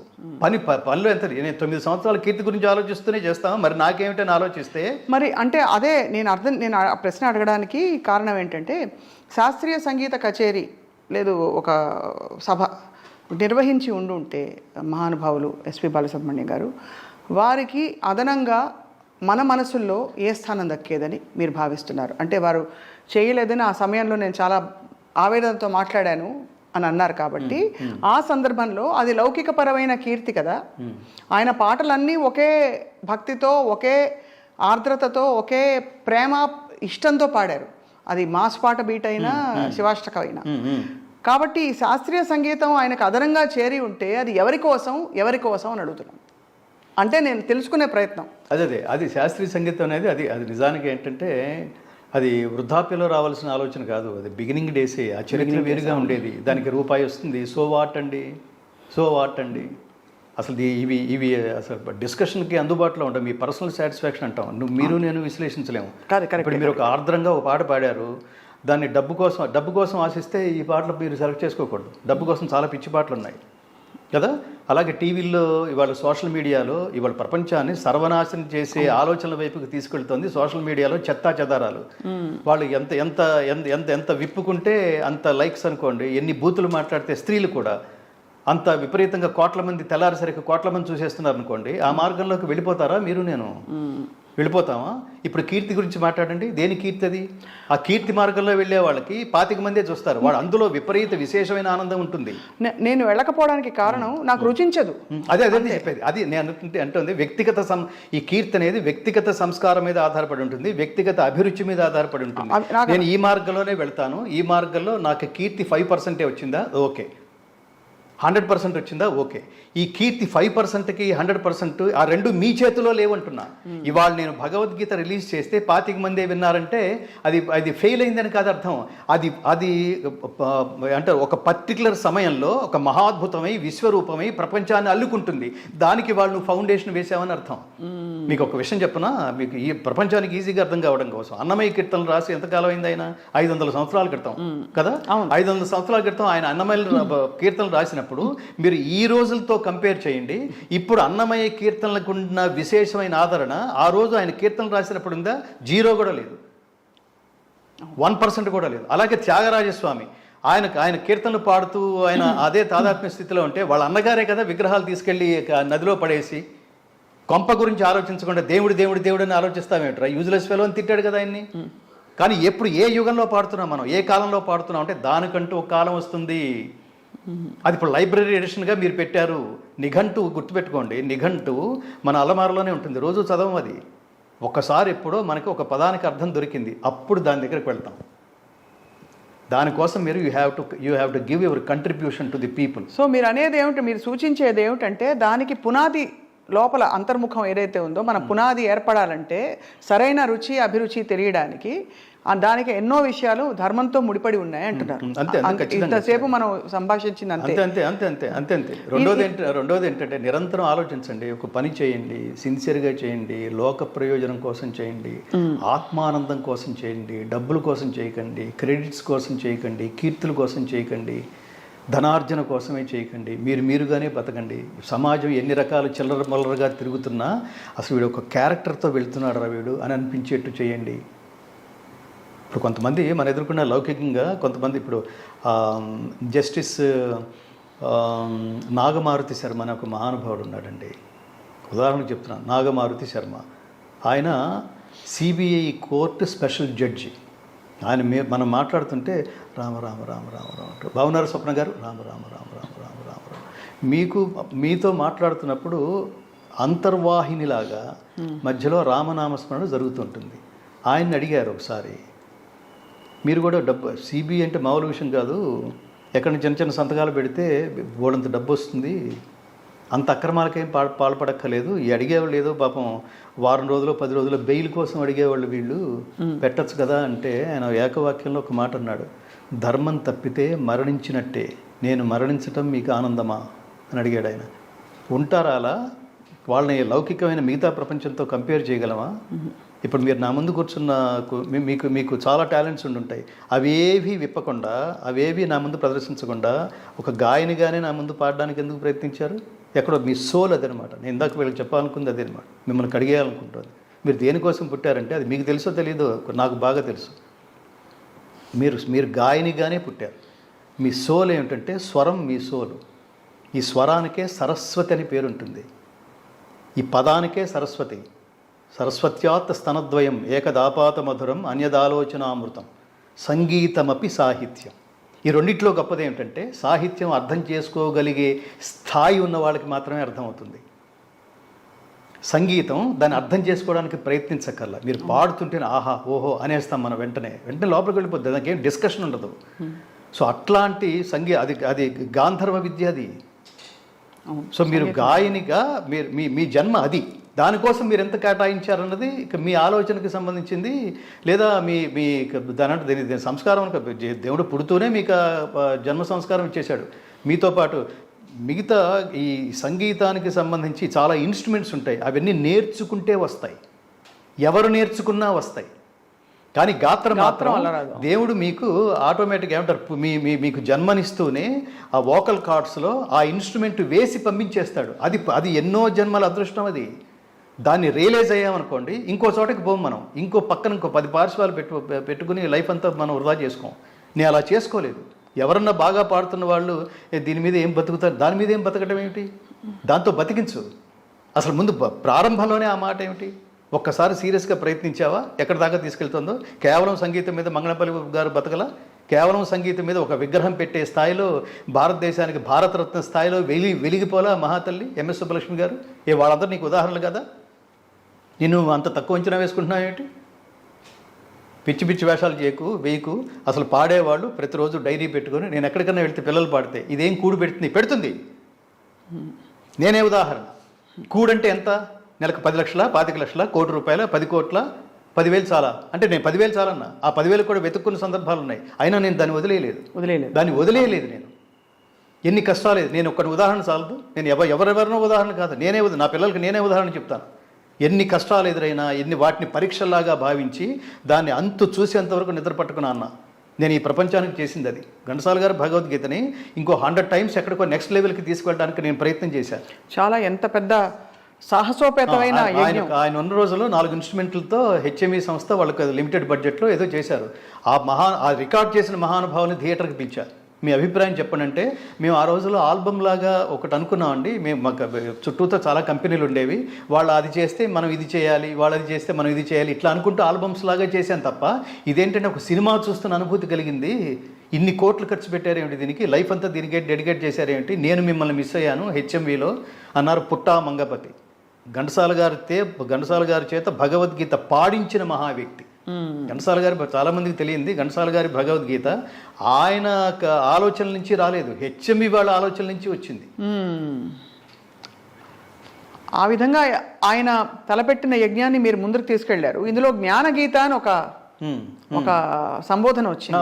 భగవద్గీత మరణ గీత కాదు, జీవన గీత. మన వాళ్ళు చావు దగ్గర పెట్టేశారు. నేను చాలా కాలం అసలు కలవరపడ్డా. దీన్ని ఒక ఉద్యమంలాగా తీసుకుందాం అనుకున్నాను. చావుల దగ్గర పెట్టేస్తున్నారు దీన్ని. తర్వాత అక్కడికి వచ్చిన వాళ్ళు, ఆ చుట్టుపక్కల వాళ్ళు, తర్వాత జనరేషన్స్ వాళ్ళు, టీవీల్లో విన్నవాళ్ళు, రేడియోలో విన్నవాళ్ళు, వీళ్ళందరూ భగవద్గీతను అక్కడే పెట్టాలని పాపం అంటే ప్రాథమిక అవగాహన లేని వాళ్ళు అక్కడే పెట్టాలనే ఆలోచనకు వచ్చి చివరికి భగవద్గీత హిందువుల నుంచి కూడా దూరం అయిపోయే స్థితికి వచ్చేసింది, ముఖ్యంగా తెలుగు వాళ్ళలో అని మన ఫౌండేషన్ ద్వారా ఎక్కడికి వెళ్ళినా కూడా ముందు అసలు బేసిక్గా వాట్ ఈజ్ భగవద్గీత అనేది తెలుసుకోండి. భగవద్గీత అది జ్ఞాన గ్రంథం, మత గ్రంథం కాదు. మతం అంటే ఒక వర్గానికి చెందింది మాత్రమే. జ్ఞానం అంటే సార్వజనీనమైనది. ఎవడు ఒక మాట చెప్తే ప్రపంచంలో అన్ని కులాలు, అన్ని మతాలు, దేశాలు, కాలాలు, జాతులు అన్నీ కలిపి భలే చెప్పాడురా అంటాయో అది సార్వజనీనమైంది. అట్లాంటి మధురమైన వాక్కులు, ఆచరించగలిగిన వాక్కులు భగవద్గీత నిండా ఉన్నాయి. అది నేను స్టడీ చేశాను నాన్న, నన్ను నమ్మండి. అందుకని శవాల దగ్గర పెట్టకండి అలా చెప్పేవాడు. గీత నేర్చుకో, చిన్న చిన్న మాటలు. గీత నేర్చుకో, రాత మార్చుకో, ఇంటింటా గీతా జ్యోతుల్ని వెలిగించు. ఈ సందర్భంలో స్వామి మీరు అంటే గీత నేర్చుకో, రాత మార్చుకో అనే జ్ఞానగీత అని అన్నారు కదా, ఇది అందరూ ఒక పాఠ్యాంశంగా కానీ దైనందిన జీవితంలో ఒక భాగంగా చేసుకోవాలని మీరు భావిస్తారా? ప్రపంచవ్యాప్తంగా మతాలకు అతీతంగా మీ సంకల్పం చోట మనం చెప్పేది చెప్తాం, ఆత్మశుద్ధితో చెప్తాం. ప్రపంచవ్యాప్తంగా నేను చాలా దేశాలు తిరిగానప్పటికీ ప్రతి చోట భగవద్గీత గాన ప్రవచన ప్రచారకర్తగా భగవద్గీతని నా కొన ఊపిరి వరకు ఎంత ముందుకు తీసుకెళ్ళగలమో, ఎంతమంది హృదయాల్లో దాన్ని ప్రతిష్ఠించగలమో అంతా చేస్తున్నాం. సాధారణ ప్రజకి అర్థమయ్యే రీతిలో. అవును, దేవుడి తత్వం ఒకటి ఉంది నాన్న. అసలు దేవుడు శ్రీకృష్ణ పరమాత్ముడు అనే పరమాత్మ అవతార పరమార్థం ఏమిటంటే దుష్ట శిక్షణ, శిష్ట రక్షణ, ధర్మ సంరక్షణ. ఇది గుర్తుపెట్టుకోండి. ఇస్తాడు, చెడ్డ పనులు చేయకు, శిక్షిస్తాడు ఏదో రూపంలో వచ్చి. శిష్ట రక్షణ, మంచివాళ్ళు. వాడు ఇప్పుడు నీకు తాత్కాలికంగా సమస్యలు ఎదురైనట్టు అనిపిస్తుంది కానీ అంతిమంగా నువ్వే గెలుస్తావు, నిన్ను రక్షిస్తాడు. నమే భక్త ప్రణశ్యతి, నా భక్తుడికి ఎన్నటికీ నాశనం లేదు అంటున్నాడు పరమాత్మ. వాడు చెప్పింది చేస్తాడు, వాడికి ఏం డబ్బు అక్కర్లేదు, వాడికి ఏం కిరీటాలు అక్కర్లేదు. పత్రం పుష్పం ఫలం తోయం, పత్రం పుష్పం ఫలం తోయం యో మే భక్త్యా ప్రయచ్చతి తదహం భక్త్యుపహృతం అస్నామి ప్రయతాత్మనః. పత్రమైన, పుష్పమైన, ఫలమైన, ఉదకమైన నిర్మల భక్తితో సమర్పిస్తే అది నేను తీసుకుంటాను అన్నాడు. ఊరు డైలాగ్ బాగుంది కదా అని చెప్పట్లేదు.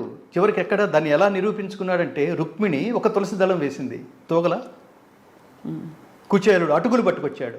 ఎక్కడ కృష్ణ పరమాత్మ, ఎక్కడ హంసతూలికా తలపాలు, ఆ భవనం ఏమిటి, అక్కడ పర్మిషన్ తీసుకుని లోపలికి అతి కష్టంగా వెళ్ళి ఏం తెచ్చావు చూపించు అంటే, ఇంత చూసిన తర్వాత అటుకులు ఎలా నేను నా కొంగులోంచి తీస్తాను అని అనుకున్నవాడిని. కృష్ణుడు వాడు వెంటపడి మరి నువ్వు ఏదో నాకు తెచ్చావు, దాస్తున్నావు నువ్వు దొంగ అని చెప్పి వాడి దగ్గర బలవంతంగా లాక్కుని తినేయలేదు. ప్రేమ. సో అట్లా ఆ ప్రేమకి భక్తికి లొంగిపోయేవాడు పరమాత్మ. సో అతను చాలా సింపుల్ క్యారెక్టర్ అండి. ఇప్పుడు చాలామందికి ఉన్న వాళ్ళ ఇళ్లలో ఉట్టి కొట్టి ఫ్రెండ్స్ అందరినీ తీసుకుపోయిన శ్రీకృష్ణ పరమాత్మ తనతో ఉన్న పేద పిల్లలందరినీ తీసుకెళ్ళి ఉన్న వాళ్ళలోకి జొరపడి ఉట్టి కొట్టి వెన్న దొంగనే పేరు తెచ్చుకుని ఉట్టి కొట్టి ఆ వెన్నంతా అందరికీ పంచిపెట్టి అదంతా ఆ నెపమంతా ఆ దొంగతనం తన మీద వేసుకోవటం కోసం కాస్త తన మూతికి కూడా రాసుకున్న నిజమైన సోషలిస్టు శ్రీకృష్ణ పరమాత్మ. అందరూ బాగుండాలని. మీరు ఇందాక ఒక గొప్ప మాట గొప్ప శ్లోకం గుర్తించారు చూడండి. అద్వేష్ట సర్వభూతానాం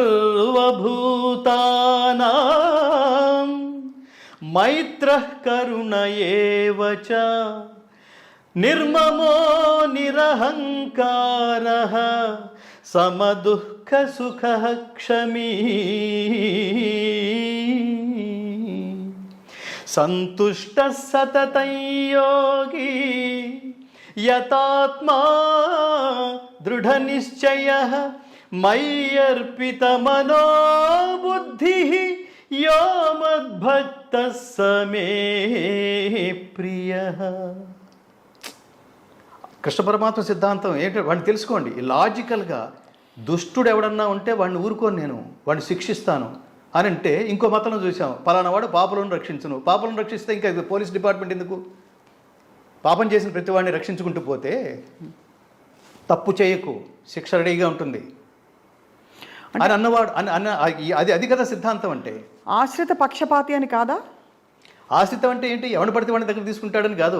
ఆశ్రితం అంటే ధర్మపక్షపాతి అని అర్థం. పరమాత్మని ఆశ్రయించే ధర్మాత్ముడు ఎవడైతే ఉంటాడో వాడు నిజమైన భక్తుడిగా పరమాత్మ భావిస్తాడు. వాడికి నాశనం లేదు. నమే భక్త ప్రణశ్యతి అంటే అదే అర్థం. వాడు దొంగతనాలు చేసి గాళ్ళు పట్టుకుని నువ్వే నాకు దిక్కంటే రెండరా మొత్తం ఈ జాతి అంతా రెండరాని కావలించుకుంటారని కాదు అర్థం. సో అది ఆశ్రిత పక్షపాతి అంటే అదే అర్థం. మరి మనిషికి తప్పులు ప్రతి మనిషి చేస్తారు కదా స్వామి, మనిషికి మోక్షం ఎక్కడా? అంటే చివరగా మోక్షం అంటే మనిషికి తనకు తాను తెలుసుకోవడమా? భగవంతుడిని నిజంగా ఆశ్రయించి ఇక ఏ జన్మలో ఎప్పుడు నా ఎరుకలో నేను ఎప్పుడు ఇటువంటిది చేయనని నంపలేసుకోవడమా ఏమిటి? మోక్షం అంటే అర్థం ఏంటంటే ఊరికే వచ్చేది, ఒక జన్మలో వచ్చేసేది. తెలుసో తెలియకో చాలా తప్పులు చేస్తావు. ఇది తప్పని నువ్వు తెలుసుకున్న తర్వాత ఆ తప్పు నువ్వు తిరిగి దాన్ని రిపీట్ చేయకుండా ఉంటూ అలాంటి జీవన విధానం మనం గడుపుతూ అలా జన్మలెత్తుతూ చివరికి పూర్తిగా పరమాత్ముడే సర్వమని భావించి, గీతలో ఒక మాట అంటాడు, చాలా గొప్ప మాట. బహూనాం జన్మనామంతే జ్ఞానవాన్ మాం ప్రపద్యతే వాసుదేవ సర్వమితి సమహాత్మా సుదుర్లభః అంతకాలే చ మామేవా స్మరన్ ముక్త్వా కలేబరం యః ప్రయాతి సమద్భావం యాతి నాస్త్యత్ర సంశయః.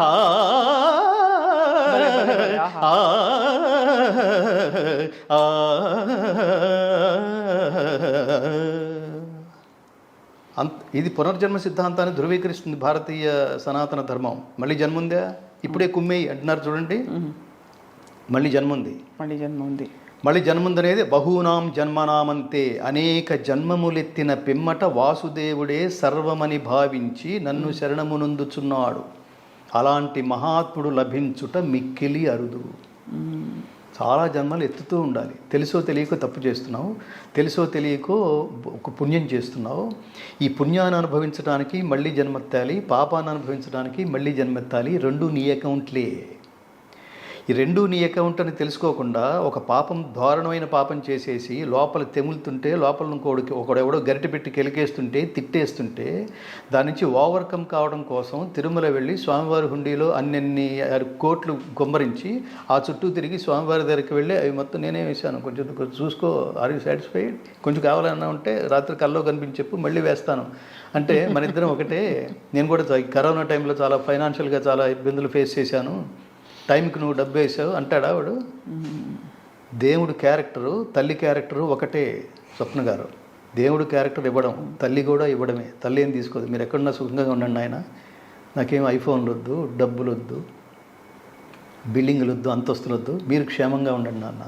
యవ్వనం ధారపోస్తుంది, యవ్వనం ధారపోస్తుంది, ప్రాణం ధారపోస్తుంది. దేవుడు ప్రత్యక్షమైతే నీకేం కావాలని దేవుడు అడిగే మొదటి మాట నీకేం కావాలని అడుగుతాడు. కానీ చాలా కష్టపడి ప్రత్యక్షమయ్యాను, నాకు ఇంత ఇస్తే నీకు ఏమంటారు, నువ్వు కోరినవన్నీ తీరుస్తాను, అందులో వాటా అడగడు. తల్లిదండ్రులు కూడా అంతే. అది పిల్లలకి తెలుసుకోవాలి. తల్లిదండ్రులు పిల్లలతో కావాల్సినంత సమయం కేటాయించట్లా, అందుకని వాళ్ళు మెటీరియలిస్టిక్ లైఫ్లోనే బిజీగా ఉన్నారు. తల్లిదండ్రుల విలువ తెలుసుకోవాలి వాళ్ళు. ఈ తల్లి స్వప్న అనే తల్లి కడుపున పుట్టినందుకు ఆ పిల్లలు చాలా గర్వపడాలి. సంగీత సరస్వతి వారి విలువ నాకు తెలుసు. నేను అందుకని మాట్లాడుతున్నా, మిమ్మల్ని ఏదో భజన చేయడానికి మాట్లాడలేదు. వాటి మామూలు విలువ, వాళ్ళ మధ్యలో ఉంటున్నాం, మామూలు విలువ అది. ఆ విలువ తెలుసుకోవద్దు నువ్వు. కణకణలాడే ఎండకు శిరసు మాడిన మనకు తన నీడను అందించే చెట్టే అమ్మా, చారెడు నీళ్ళైన తాను దాచుకోక జగతికి సర్వస్వం అర్పించే మబ్బే అమ్మ.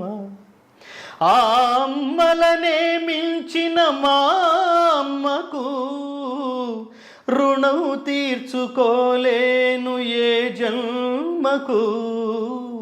కంటేనే అమ్మని అంటే ఎలా, కరుణించే ప్రతి దేవత అమ్మే కదా, కన్న అమ్మే కదా. ఆహాహా, ఏమిటి ఆ సాహిత్యం ఏంటి పిల్లలకు తెలియదు? కణకణలాడే ఎండకు శిరసు మాడిన మనకు తన నీడను అందించే చెట్టే అమ్మ. అమ్మ అంటే అర్థం ఏమిటంటే ఇస్తుంది, తీసుకోదు. అలా ఒక్క చుక్క కూడా తను దాచుకోని మబ్బు అమ్మ కదూ వర్షం రూపంలో మనకు అందిస్తోంది. ఎండలో నిలబడి నేను మలమల మాడిపోతుంటే వీళ్ళకేంటి చల్లగాలి ఇవ్వటం అనేది కింద విశ్రాంతి తీసుకోవడానికి వచ్చిన వాడిని లాగి కొమ్మతో కొట్టద్దు, చేయట్లేదు ప్రకృతి అట్లా. నిజం. సో అట్లా అంటే మీ జ్ఞాన దృష్టితో చూడగలిగితే ప్రకృతిలో ఇట్లాంటి అమ్మలు చాలా ఉన్నాయి. నారాయణ రెడ్డి గారి రచన అది. ఏమి కవులు ఏంటండి, ఈ భావ సంస్కారం మన నెక్స్ట్ జనరేషన్కి ఉండద్దండి? వాటికి baa baa black sheep have you any wool దగ్గర బొచ్చు దగ్గర అయిపోయారు పిల్లలు. అంటే దాని అర్థం ఏంటంటే you are not spending your valuable time with your most valuable kids. మీరు అలా వాళ్ళని కనుక అలా పెంచారనుకోండి మన పిల్లల్ని, వాడు కొంతమందిని ఇదే ప్రభావితం చేస్తాడు. అవును, దుర్మార్గుడి ఐడియాలజీ సమాజంలోకి వాళ్ళు ఇంటర్వ్యూలు చేయడం ద్వారా సమాజంలోకి ప్రసరిస్తోంది అనుకోండి, మానసిక దుర్బలు దాన్ని ఇన్స్పైర్ అయిన వాడు ఇంకో 100 మందిని ఇలాంటి వాడినే తయారు చేస్తారు. వాడికి ఫైనల్గా వాడి చివరికి అంత్యకాలంలో వాడు రియలైజ్ అవుతాడు. అప్పటికి వాడి జీవితం నాశనం చేసుకున్నాడు, ప్రపంచాన్ని కూడా నాశనం చేసేసాడు. అందుకని మంచి వాళ్ళని, మంచి వాంగ్మయం, మంచి సంగీతం ఎప్పుడు మంచిదే. కానీ మంచి పాటను ఎందుకంటామంటే దాంతో సాహిత్యం కలవటం వల్ల అది వ్యాంప్ పాట, ఐటమ్ సాంగు, లేకపోతే మంచి సాంగు, క్లాసికల్ సాంగు ఇలా మాట్లాడుతున్నాం మనం. దాంతో కలవటం వల్ల ఇవన్నీ పిల్లలకి చేరాలి. ఏది నేను ఘంటసాల గారి పాటల్లో ఏముందంటే చెప్తాను. మీరు పడుకున్నప్పుడు ఒక మెడిటేటివ్ మూడ్లో పీడకలలు రాని నిద్రలోకి జారుకోవాలి అని అనుకుంటే ఘంటసాల గారి పాట అండి, పాత పాటలు వినండి. అలా పడుకున్న వాడిని లేపాలంటే కొత్త పాటలు పెట్టండి. మాస్టర్ ఎప్పుడు కూడా ఇటువంటి సంఘర్షణకి లోను కాలేదా? అంటే సాహిత్యపరంగా ఆయన కూడా డెఫినెట్గా ఆయన కొన్ని పాటలకు ఆయన ఫీల్ అయ్యి చివరి రోజుల్లో ఆయన స్నేహితులతో అంటుండేవారని ఆ పెద్దవాళ్ళు నాతో మాట్లాడుతున్నప్పుడు షేర్ చేసుకున్నప్పుడు అన్న మాటలు. సినిమా సాహిత్యం మారిపోతోంది, ద్వంద్వార్థాల పాటలు ఎక్కువైపోయినాయి. శేషశైలవాస శ్రీ వెంకటేశ అది ఇంకా చాలా పాతది అనుకోండి. అది 50s పాట. అది చివరిలో ఆయన 70sకి వచ్చేసారు. ఆయన 74లో వెళ్ళిపోయారు. 102 సంవత్సరాల తర్వాత ఒక గానం బతికుండటం ఏంటండి? 1922 మహానుభావుడు 102 సంవత్సరాల తర్వాత ఘంటసాల గారి పాట గురించి మనం మాట్లాడుకుంటున్నామంటే ఇది యోగం, చాలా అదృష్టం. దురదృష్టం ఏంటి, రాబోయే రోజుల్లో దురదృష్టం ఏంటో తెలుసా? ఘంటసాల గారి పాట ఉండదు, ఇప్పటికే లేదు, ఇప్పటికే ఎవరు పాడుకోవట్లేదు. మీరు పెళ్ళిళ్ళలో చూడండి, ఒక ఘంటసాల గారి పాట వినపడితే ఒట్టు నేను చెవులకి ఎక్కిరించుకుని వింటుంటాను. టీవీలో పాత పాటలని అప్పుడప్పుడు వేస్తుంటారు. ఆ జనరేషన్ ఎంతకాలం ఉంటుందో తర్వాత ఏమిటో తెలియదు. స్టేజ్ షోస్లో ఘంటసాల గారి పాట వినపడుతుంది ఎక్కడన్నా? ఎప్పుడు అకేషనల్గా కాదు, రెగ్యులర్గా వినపడాలి కదా. అవి విలువలు అంటున్నా. ఆ పాటల్లో ఏముందంటే సంగీతంతో పాటు సాహితీ విలువలు. అవును. అందమే ఆనందం, ఆనందమే జీవితమకరందం, అందమే ఆనందం. పడమట సంధ్యారాగం, కుడియడమల కుసుమ పరాగం. పడమట సంధ్యారాగం, కుడియడమల కుసుమ పరాగం. ఒడిలో చెలిమోహన రాగం, జీవితమే మధురానురాగం, జీవితమే మధురానురాగం, అందమే ఆనందం. పాడుతుంటే ఏంటి అది మనమే కాదు, పాట వచ్చిన ఎవరు పాడినా ఇదే అనుభూతి కలగదు. అనుభూతి సార్వజనీనమైంది కదా. దాన్ని జనాల్లో నుంచి దూరం చేసేసి కుదిపే పాటలు ఇప్పుడు కూడా పాటలు పూర్తిగా తీసేసేట్టుగా ఉండవు, కానీ మ్యాజికల్గా ఉంటాయి. ఆ కాసేపటికి ఎవరో మహానుభావుడు కదా హాల్ టైం హిట్స్ అంటుంటాడు ఆయన. హాల్లో ఉన్నంత వరకే అది బాగుంటాయి, లేదా 100 రోజులు 200 రోజులు ఎక్స్పైర్. ఇవేంటి ఎప్పుడు పెట్టుకున్నా అదే అదే సంగీత అభిరుచి ఉన్నవాడికి అదే అనుభూతి కలుగుతుంది. అంటే మనకి ఏముంది అందులో అంటే అదే ఒక తపస్సులాగా చేసేవాళ్ళండి. ఈ ట్యూన్ చేస్తే పలానా వాళ్ళు వింటారు, పలానా వాళ్ళు వింటారు, పలానా వాళ్ళు వింటారు. వాళ్ళకి ఇన్స్పిరేషన్ కావాలి, ఇంతకంటే గొప్ప పాట చేయాలి. రాజేశ్వరరావు గారి కంటే మించి ఘంటసాల గారు చేయాలని, ఘంటసాల గారి కంటే మించి పెండ్యాల గారు చేయాలని. ఏంటంటే గమకాలు ఏంటి, ఆ రాగాల మీద పరిశోధన. ఇప్పుడు అసలు రాగాలు ఎక్కడన్నా కనిపిస్తున్నాయి పర్టికులర్ ఈ రాగం మీద చేశారని? నేను కంపేర్ చేస్తున్నప్పుడు చెప్తుంటాను, ఘంటసాల గారి పాట నేర్చుకుంటే ఏమొస్తుందంటే మిగతా వాళ్ళ పాటలు వింటున్నప్పుడు పాటలే వస్తాయి, ఘంటసాల గారి పాట వింటున్నప్పుడు రాగం కూడా సంగీతం కూడా వస్తుందని. మది శారదా దేవి మందిరమే, మది శారదా దేవి మందిరమే, కుదురైన నియమమున కొల్చేవారి మది శారదా దేవి మందిరమే. కళ్యాణి, ఆ కళ్యాణ రాగం వచ్చేసినట్టు కదా మనకి. ఇప్పుడు కూడా అక్కడక్కడ వస్తున్నాయి కదా స్వామి పాటలు అలాంటివి. అక్కడక్కడ ఏమిటి అది చెప్పేది అంటే మనకి ఆ సందర్భం కథకి అవసరం. నేను క్లాసికల్తో కంపేర్ చేయట్లేదు, మీరు మామూలుగా పాట ఇందాక నను భావది అలిగితివ సఖి ప్రియ, మీరు రాగం బేసుడితో వస్తున్న పాటలు అసలు అత్యంత అరుదనమాట. కారణం ఏమిటంటే రాగాల మీద పరిశోధన కానీ రాగజ్ఞులైన సంగీత దర్శకులు కానీ అరుదుగా ఎక్కడో కీరవాణి గారు అలాంటి వాళ్ళు తీసేయండి, అదే అట్లాంటి వాళ్ళు చాలా అరుదుగా ఉండటం వల్ల. అయితే మీకు సామజవర గమనాలు నచ్చవైతే? నచ్చవు. ఏం సామజవర గమన? సామజవర గమన అవన్నీ అదే చెప్తున్నా కదా, అవన్నీ మ్యాజికల్ కానీ నాట్ లాంగ్ లాస్టింగ్ అంటారు అవి. అదే చెప్పేది.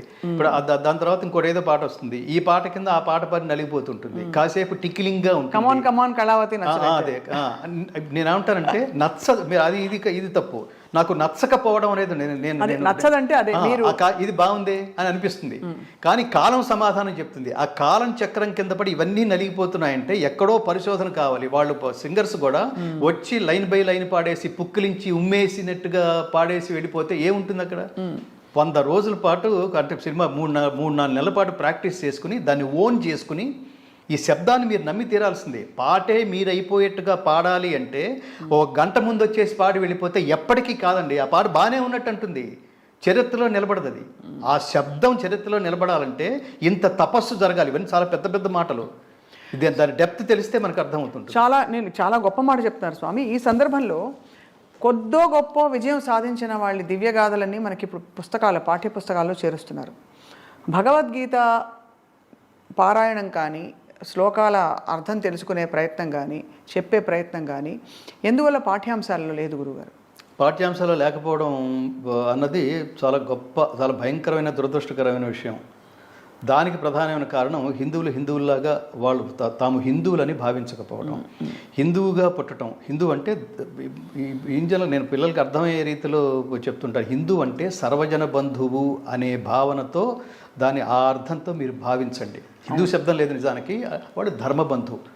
ధర్మం అనేది ప్రపంచానికి, ధర్మం అంటే ఏమిటో ప్రపంచానికి రుచి చూపించిన దేశం భారతదేశం కదా. అందరూ బాగా బతకాలి, అందరూ కలిసి బతకాలి. ఈ దేశంలో ఇన్ని మతాలు ఇంత ఉంది అంటే దానికి ఐడియాలజీనే భగవద్గీత. అది ఆయనకి భగవద్గీత అనండి. అందరికీ శ్రీహరే అంతరాత్మ, ఇందులో జంతు కులము అంతా ఒకటే, అందరికీ శ్రీహరే అంతరాత్మ, బ్రహ్మమొక్కటే పరబ్రహ్మమొక్కటే, పరబ్రహ్మమొక్కటే. ఇంతకు భూని వచియింపకపోదునే విన్ము తల్లి, దుశ్చింతులు దైత్యుజేబడిన సీతను గ్రమ్మర ఏలుచున్న ఉన్నవాడు ఎంతటి విమోహిరాముడని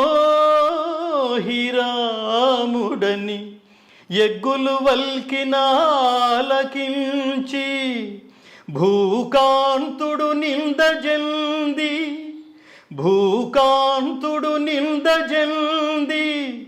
నిన్ను కానల లోపల దించి రమ్మనెన్ నిన్ను కానల లోపల దించి రమ్మనెన్. ఇది ఆర్ద్రత లవకుశ.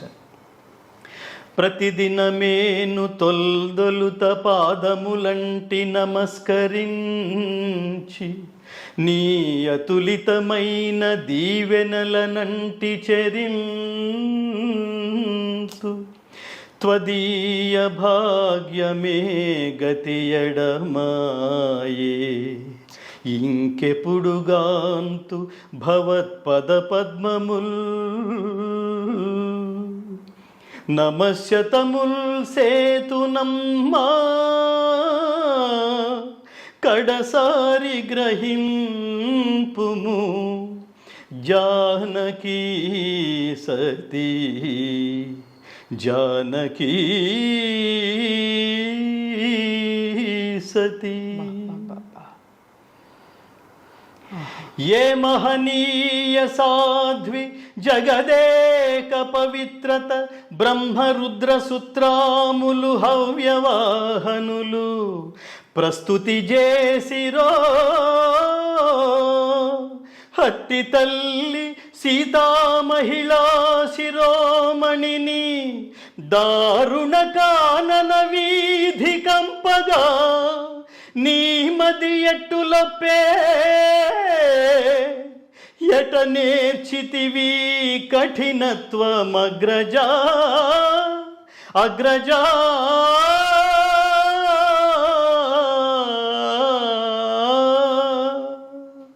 ఆర్ద్రత కదవి, ఆర్ద్రత కదవి. సీతామహాది తల్లిని అడవిలో వదిలేస్తున్నప్పుడు లక్ష్మణుడు పాడుతున్నవి. ఆర్ద్రత అనేది ఎక్కడ కనిపిస్తోంది? మన అదృష్టం ఏమిటంటే గొప్ప సంగీత కళాకారులు, సాహిత్య కళాకారులు ఉన్న వాళ్ళ మధ్యలో మనం పుట్టడం, ఆ కాంటెంపరీస్గా పుట్టడం. నారాయణ రెడ్డి గారు నేను చూడడానికి వచ్చేది అక్కడితో అయిపోలేదండి. నన్ను పొద్దునే లేపేవారు ఆయన. లేచావా లేపానా అనేవాడు. లేచాను గురువుగారు, గొంతు తెలుస్తోంది, లేపా అనేవాడు అని పాట ఇది అర్జెంటుగా ట్యూన్ చేసి నాలో సంగీత దర్శకుడిని గ్రహించి సంగీత దర్శకుడిగా ప్రపంచానికి పరిచయం చేసిన మహాత్ముడు నారాయణ రెడ్డి గారు. నన్ను వేదికల మీద పెంచిన మహానుభావుడు, ఆ జీవితాంతం కృతజ్ఞుడిగా ఉండవలసిన మహానుభావుడు ఘంటసాల గారు. తండ్రి స్థానంలో ఉన్నారు వీరిద్దరూ మీకు. వాళ్ళిద్దరూ అదేమంటారు, ఆ పితృదేవతల స్థానానికి వెళ్ళిపోయి ఆశీర్వదిస్తూనే ఉన్నారు. నేను ఇంట్లో ప్రాక్టీస్ చేసుకుంటున్నప్పుడు కావాలని పిల్లల ముందు పాడుతుంటాను. మా అమ్మాయి రాసుకుంటున్నట్టుగా నటించి నేను ఈ పక్కన పాడుతుంటాను. సడన్గా ఏదో గుర్తొస్తుంటుంది. ఇప్పుడు నేను వేదికల మీద నేను చాలా పాటలు పాడలేవు. కేవలం భగవద్గీత ఆధారంగా ఆ నేపథ్యంలో జీవితానికి సంబంధించిన కొన్ని మంచి మంచి పాటలు కూడా వేదికల మీద పాడుతుంటాను. ఆర్ద్రత, వాచిక తపస్సు అన్నాం. వాచిక తపస్సు నేను ఇంటర్వ్యూలు చేసేవాళ్ళు కూడా సూచనలు ఇస్తూ ఉంటాను. వాళ్ళ ద్వారా మీరు ప్రపంచానికి ఏం చెప్పించాలనే లక్ష్యంతో బయలుదేరారు. టైంపాసా, జాబ్ కోసమా, ధనం కోసమా, శాలరీ కోసమా, ఏదో అప్పటికి ఏది వస్తే అదే, నోటికి ఏది వస్తే అది అడిగేస్తారా? కాదు, చాలా విలువైన స్టేజ్లు ఇవి. ఒకటి ద్వారా ప్రపంచానికి మీరు మంచి చెప్పడానికి ప్రయత్నిస్తే కొన్ని కోట్ల మంది బాగుపడతారు. వాడు దుర్మార్గుడు, వాడు దుర్మార్గమైనదే మాట్లాడతాడని తెలిసి కూడా వాడితో అది టికిల్ చేయించి వాడికి అదే మాట్లాడించే ప్రయత్నం చేస్తే లైక్స్ చాలా వచ్చిండొచ్చు. కానీ దానికి వచోగుణ సంబంధమైన దోషం చెప్పించిన వాడికి, చెప్పిన వాడికి కూడా అదే దోషం ఉంటుంది. దాని ఫలితం మనం అనుభవించాలి. అనుద్వేగకరం వాక్యం, గీత గొప్ప శ్లోకం చెప్తుంది. అనుద్వేగకరం వాక్యం సత్యం ప్రియహితం చయత్ స్వాధ్యాయాభ్యసనం చైవ వాంగ్మయం తప ఉచ్యతే.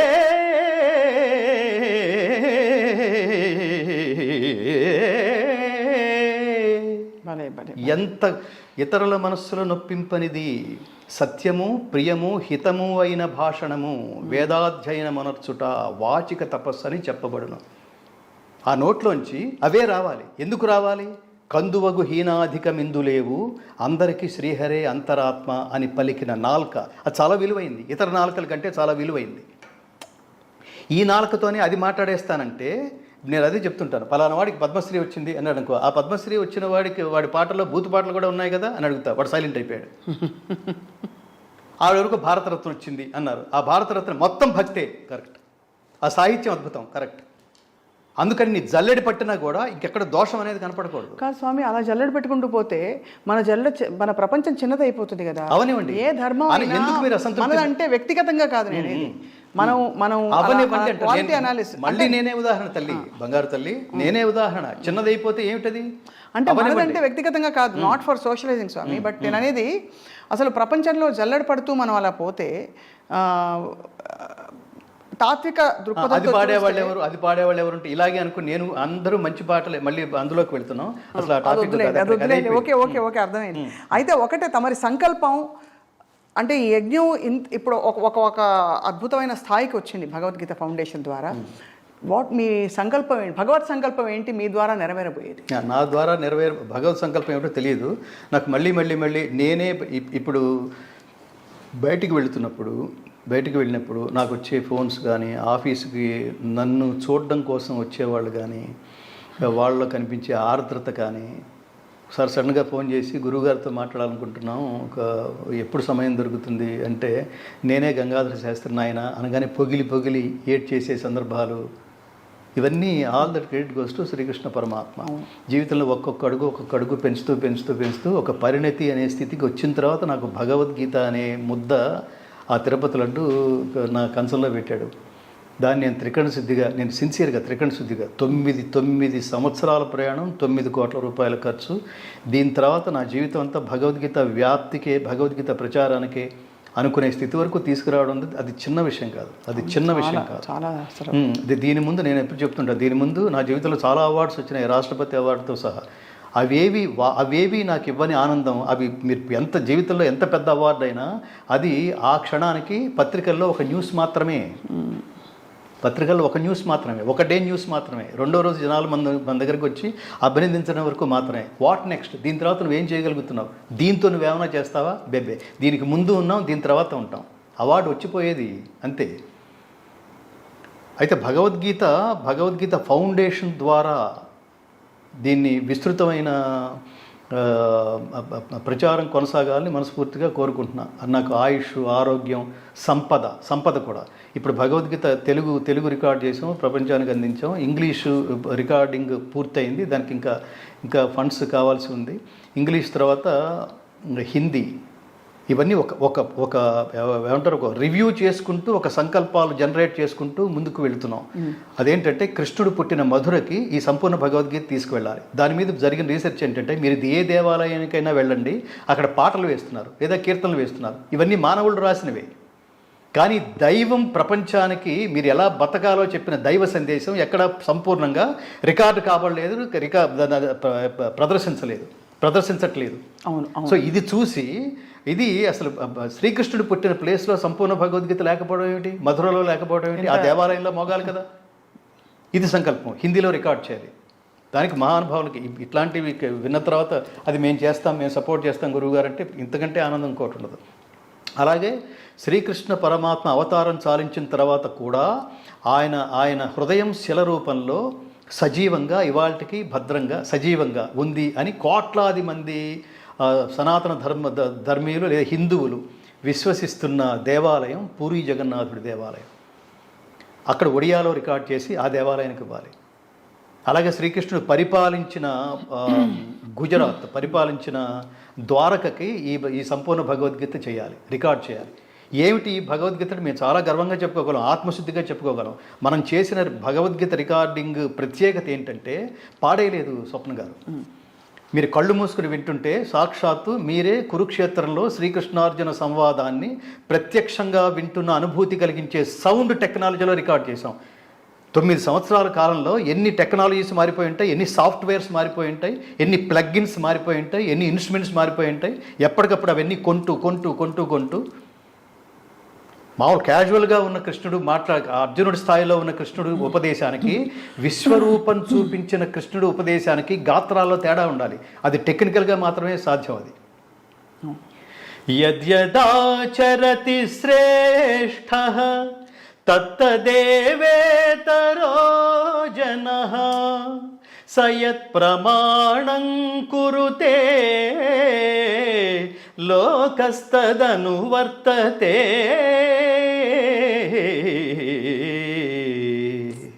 ఇది ప్రశాంతంగా ఉపదేశం స్థాయి కృష్ణుడు మాట్లాడుతున్నది. అదే విశ్వరూపం చూపించిన స్థాయి కృష్ణుడు మాట్లాడాలంటే అది ఈ గొంతు సరిపోదు. అది కాలోస్మి లోకక్షయకృత్ ప్రవృద్ధో లోకాన్ సమాహర్తుమిహ ప్రవృత్తః ఋతే పిత్వా న భవిష్యంతి సర్వే ఏవ స్థితాః ప్రత్యనీకేషు యోధాః తస్మాత్త్వముత్తిష్ఠ యశో లభస్వ జిత్వా శత్రూన్ భుంక్ష్వ రాజ్యం సమృద్ధం మయైవైతే నిహతాః పూర్వమేవ నిమిత్తమాత్రం భవ సవ్యసాచిన్.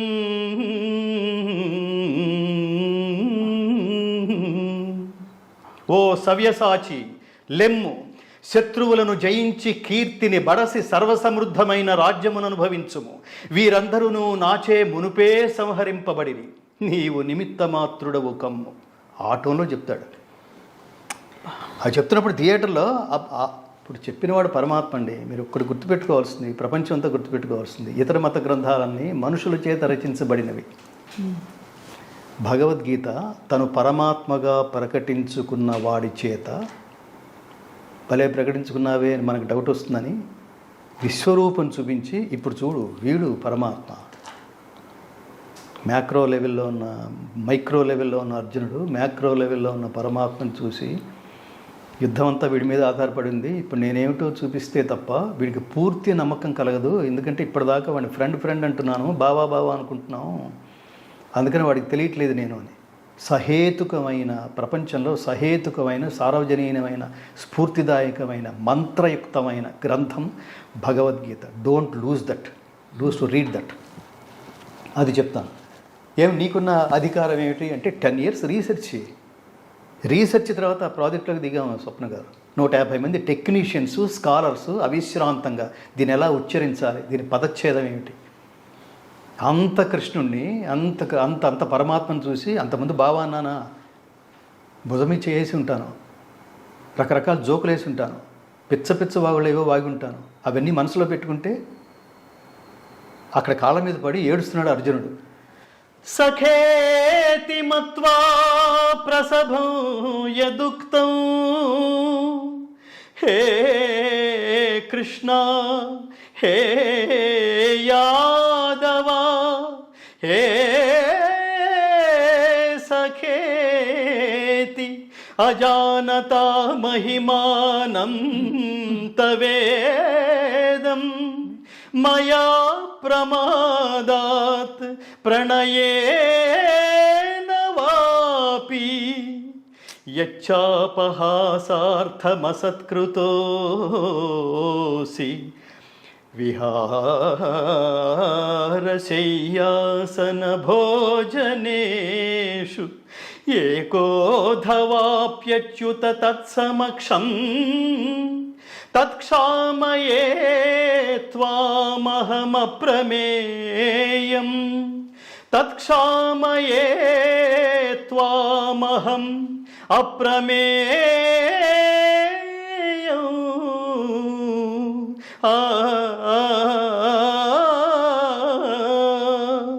అచ్యుత, నీ మహిమను గుర్తింపజాలక నిన్ను నా సఖునిగా ఎంచి చనువు చేత ఓ కృష్ణ, ఓ యాదవ, ఓ మిత్రమా అని పొరపాటున అలక్ష్యముగా సంబోధించి ఉంటిని.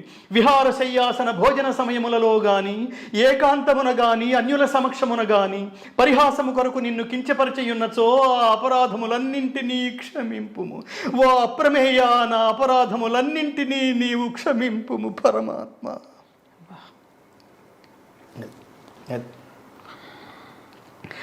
ఒక లైవ్గా ఇంకోటి ఏమిటంటే, మీరు వింటుంటే ప్రతిదీ భగవద్గీతలో ఎక్కడో ఇంపార్టెంట్ శ్లోకాలు పెట్టేసుకుని పాడేయటం లేకపోతే వినేయటం కాదు స్వప్న గారు. ఇది ఒక సినిమా, 18 రీల్స్ సినిమా. ఒక్కొక్క శ్లోకం అలా మెట్టెక్కిస్తూ నీ జ్ఞానాన్ని కూడా ఏమంటారు, అజ్ఞానమైన స్థితి నుంచి నయోత్సే అన్నాడు. నేను యుద్ధం చేయను, ఎవరితో చెప్పుకుంటావు చెప్పుకో అన్నట్టుగా యుద్ధం చేయను అని భీష్మించు కూర్చున్న వాడిని నష్టో మోహ స్మృతిర్లబ్ధా త్వత్ప్రసాదాన్మయాచ్యుత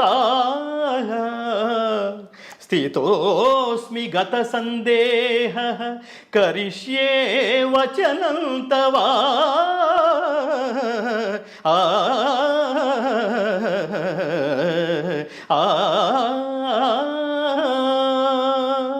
నాకు 3 పోయినాయి కృష్ణ పరమాత్మ.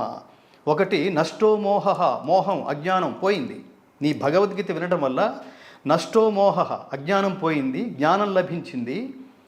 స్థితోస్మి గత డౌట్స్ అన్నీ పోయినాయి. ఇప్పుడు నువ్వేం చెప్తే అది నేను చేయడానికి సిద్ధంగా ఉన్నా. అర్జునుడు అంటే తత్తుల్యుడు, కృష్ణుడు పక్కనేసుకుని తిరుగుతున్నాడంటే, ఫ్రెండ్ అంటున్నాడంటే మనకి ఆ జీవాత్మ పరమాత్మలాగా అట్లా సెపరేట్గా కనిపిస్తున్నారు. ఇద్దరూ ఒకడే భుజం మీద అంటే ఇంకేంటి అర్థం? పరమాత్మకి తత్తుల్యుడు కాకపోతే స్నేహితుడుగా ఎలా పిలుస్తాడు అర్జునుడిని? అలాంటి వాడిని ఇప్పుడు చెప్పు అంటే ఇకేంటి, ఏమైంది, నీకు అర్థమైందా అన్నాడు. అప్పుడు అన్నాడు అర్జునుడు, నష్టో మోహ స్మృతిర్లబ్ధ పరమాత్మ త్వత్ప్రసాదాన్మయాచ్యుత స్థితోస్మి గత సందేహ కరిష్యే వచనం తవ. నువ్వు ఏం చెప్తే అది ఇప్పుడు చేయడానికి సిద్ధంగా ఉన్నాను. మొట్టమొదటి అధ్యాయంలో ఏమన్నాడు? నయోత్సే, నేను యుద్ధం చెయ్యను అన్నవాడు ఈ బోధంతా విన్న తర్వాత ఎక్కడ యుద్ధం చేయాలో అక్కడ యుద్ధం చేయాలి, అక్కడ చేశాడు. అంటే దాని అర్థం ఏంటంటే భగవద్గీత ఖచ్చితంగా జ్ఞాన గ్రంథం. నీకు క్లారిటీ ఇచ్చే, మీరు ఇంటర్వ్యూకి ముందు గొప్ప మాట అన్నారు, అదంటే సంస్కారం లేకపోతే ఇట్లాంటి పదాలు రావు స్వప్న గారు. ఆ పదం ఏంటంటే క్లారిటీ అన్నారు చూడండి. అసలు భగవద్గీతే క్లారిటీ. నువ్వేమిటో క్లారిటీ లేనంత కాలం ఎవడు ఎట్లాగితే అటు వెళ్ళిపోతుంటాం, ఏది నచ్చితే అటు వెళ్ళిపోతుంటాం. కాదు, ఒక దాని మీద కాన్సన్ట్రేట్ చెయ్యి. అదే ఆత్మజ్ఞానం అని. అది ఖచ్చితంగా ఆత్మ అంటే, ఇక్కడ ఆత్మజ్ఞానం అంటే ఆత్మ అంటే పరమాత్మ అని అర్థం. పరమాత్మ జ్ఞానం అంటే పరమాత్ముడు ఉన్నాడని తెలుసుకుని పరమాత్ముడి ఆశీస్సులు పొందటం. దాని పేరు శాశ్వతానందమయ స్థితి అయిన మోక్షం. అది ప్రాప్తించాలంటే ఇంకా నువ్వు అక్కడక్కర్లేదురా, నువ్వు వచ్చేసేయి, కమ్ హియర్ అని పరమాత్మతో అనిపించుకోవడం కోసం ఏ కర్మ చేయాలో అది చేస్తే అది మోక్షానికి దారి తీస్తుంది. ఇది తెలుసుకోవడం ఆత్మజ్ఞానం. ఈ ఆత్మకి లౌకికమైన అర్థం ఏమిటంటే, ఆత్మ అంటే శరీరం కూడా. వాడు ఆత్మహత్య చేసుకున్నాడు అంటే ఆత్మని ఎవడో హత్య చేయలేడు, వాడు శరీరాన్ని పడగొట్టుకున్నాడు అని అర్థం. ఇక్కడ ఈ శరీరం ఏమిటి, ఈ జన్మ ఏమిటి, ఇది దేనికోసం, ఏం పని చేయాలి, ఎంతమందిని ఇన్స్పైర్ చేయాలి, ఆ పుట్టినందుకు అసలు నువ్వు సాధించవలసింది ఏమిటి, ఇటు తల్లిదండ్రులు అటు సమాజం ప్రతి చోట బాధ్యత ఉంది. పెంచిన తల్లి, ప్రాణత్యాగం నేను కనడం కోసం ప్రాణత్యాగం చేసిన తల్లి, ఆస్తి అంతా నీకు రాసిచ్చేసిన తండ్రి, ఆయన కూడా తెలివితేటలు, కాలం, కష్టం, రక్తం, చెమట అన్నీ డబ్బుగా మార్చి నువ్వు ఎదగటానికి కదా ఉపయోగించింది. మధ్యతరగతి వాళ్ళకి ఇంకా చెప్తున్నాను, పాప ఎన్ని కోరికలను పోస్ట్పోన్ చేసుకున్నారో ఈ తల్లిదండ్రులు నీకోసం. నాన్న లగ్జరీలో బతకు, నెససరీలో బతుకు పిల్ల చెప్పి ఇంత తర్వాత నీకు ఉపదేశించిన, నీకు జ్ఞానం ఉపదేశించిన, విద్య ఉపదేశించిన గురువు మర్చిపోకు. నువ్వు నడవడానికి నీకు భూమి ఇచ్చింది నీ కన్న తల్లి, ఏ ఊళ్ళో అయితే పుట్టావో ఆ ఊరిని మర్చిపోకు. వీళ్ళందరికీ వాళ్ళ అకౌంట్లు సెటిల్ చేసి వెళ్ళిపోవాలి. నాన్న అమ్మ రుణం తీర్చుకో, నాన్న రుణం తీర్చుకో, ఆచార రుణం తీర్చుకో. ఈ రుణం తీర్చుకోవడానికి మళ్ళీ మార్గాలు ఏమిటంటే, వీళ్ళు ఏమి ఇచ్చినా తీసుకోరు, వీళ్ళు ఇచ్చేసే వాళ్ళ తప్ప తీసుకునే తత్వాలు కాదు, కానీ త్రూ యువర్ అచీవ్మెంట్స్. మా అమ్మ నాన్నగారిని, దానికి మళ్ళీ నేను ఉదాహరణ చెప్తాను. మా అమ్మ నాన్నగారు ఈ గవర్నర్ నరసింహన్ గారు, అలాగే మీరు ఇందాక చూసిన దీంట్లో ఒక అబ్దుల్ కలాం గారు, మీ తల్లిదండ్రులు ఎక్కడా అని అడిగారు వాళ్ళు. అది సంస్కారం. ఇంతటి ప్రయత్నం చేసి తన గొంతుని ఇతరత్ర కోట్లు సంపాదించడానికి ఉపయోగించకుండా ఇంతటి గొప్ప గ్రంథాన్ని ప్రపంచానికి అందించి ఇన్స్పైర్ చేయడం కోసం తన జీవితానికి కేటాయించే సంస్కారం ఇచ్చిన మీకు ముందు నమస్కారం, తర్వాత గంగాధర శాస్త్రి గారికి అన్నారండి. ఇంతకంటే తల్లిదండ్రులు వాళ్ళు ఏడుస్తున్నారు అక్కడ, కళ్ళ నిండా నీళ్లు. ఇంతకంటే ఏమన్నా కావాలా? అబ్దుల్ కలాం గారితో వాళ్ళు ఫోటోలు దిగారు, ఆయన ఇద్దరు పక్కన తీసుకుని వాళ్ళతో ఫోటో ఇస్తున్నాడు ఆయన. ఇంతకంటే ఏమన్నా ఇవ్వగలవా? ఇది దేంతో మాదాపూర్లో 10 ఎకరాలు కొనిపెడితే ఆనందిస్తారా వాళ్ళు? ఇంతకంటే ఆనందం వస్తుందా? నేను ప్రతి బిడ్డకి అది చెప్తున్నాను, మీకు రెస్పాన్సిబిలిటీ ఉంది నాన్న. కష్టపడి నిన్ను కష్టపడి ప్రేమతో సంస్కారవంతులుగా నిన్ను పెంచినప్పుడు సమాజం అంతా నిన్ను దాటుకుని అమ్మా నాన్న దగ్గరకు వచ్చి కాళ్ళకి నమస్కారం చేసి, ఎంత గొప్ప కొడుకుని ప్రపంచానికి అందించావు తల్లిదండ్రులారా, ఎంతటి గొప్ప తల్లిని ప్రపంచానికి అందించారు తల్లిదండ్రులారా అని మెచ్చుకోగలిగే పని మెకానికల్గా చేయకండి, డబ్బు కోసం చేయకండి, టైంపాస్ కోసం చేయకండి. అలా అందించగలిగితేనే, తల్లిదండ్రుల కళ్ళలో అది ఆనందం చూడగలిగితేనే, ఇవ్వగలిగితేనే అది జన్మ. అది చెప్తాను నేను పిల్లలకి. భగవద్గీత నాకు ఇచ్చింది అదే. నేను చెప్పగలిగే అర్హత ఎందుకు వచ్చిందంటే నేను ఆచరించగలిగాను కాబట్టి, నేను ఇవ్వగలిగాను కాబట్టి. ఖచ్చితంగా. యద్యదాచరతి శ్రేష్ఠ తత్తదేవేతరో జనః సయత్ ప్రమాణం కురుతే. నువ్వు అసలు ఇన్స్పైర్ చేయకపోతే ఎవరిని, మా టీచర్ చెప్తుండేవాడు, నువ్వు చచ్చిపోయే లోపల ఎవడో సార్ మీ ఇన్స్పిరేషన్తో నేను ఇవాళ ఈ స్థితిలో ఉన్నానని ఒక్కడ కూడా నీ జీవితం మొత్తం మీద నిన్ను అందరినీ దాటుకుంటూ నీ ఫోన్ నెంబర్ తెలుసుకుని నీ వెతుక్కుని నీ దగ్గరికి రాకపోతే అసలు అది జన్మే కాదు రాపో యూజ్లెస్ ఫెలో అట్లా తిరుగుతూ చెప్పేవాడు మా టీచర్. అలా తిరుగుతూ చెప్పేవాడు. పిల్లలకి అది చెప్పాలి. భగవద్గీతలో ఇదంతా ఉంది అంతే తప్ప అదేదో వేదాంత గ్రంథమో రిటైర్మెంట్ గ్రంథమో తర్వాత చూసుకుందాం లేను కాదు. చెప్పినవాడు దేవుడు, విన్నవాడు ఎవడో భక్తుడు. సో మనకి ఇంకా ఆ ఏజ్ రాలేదనుకున్న వాళ్ళు చేసి అసలు భగవద్గీత ఉన్నదంతా అదే. ఉన్న జీవితాన్ని సద్వినియోగం చేసుకో, అదే భగవద్గీత.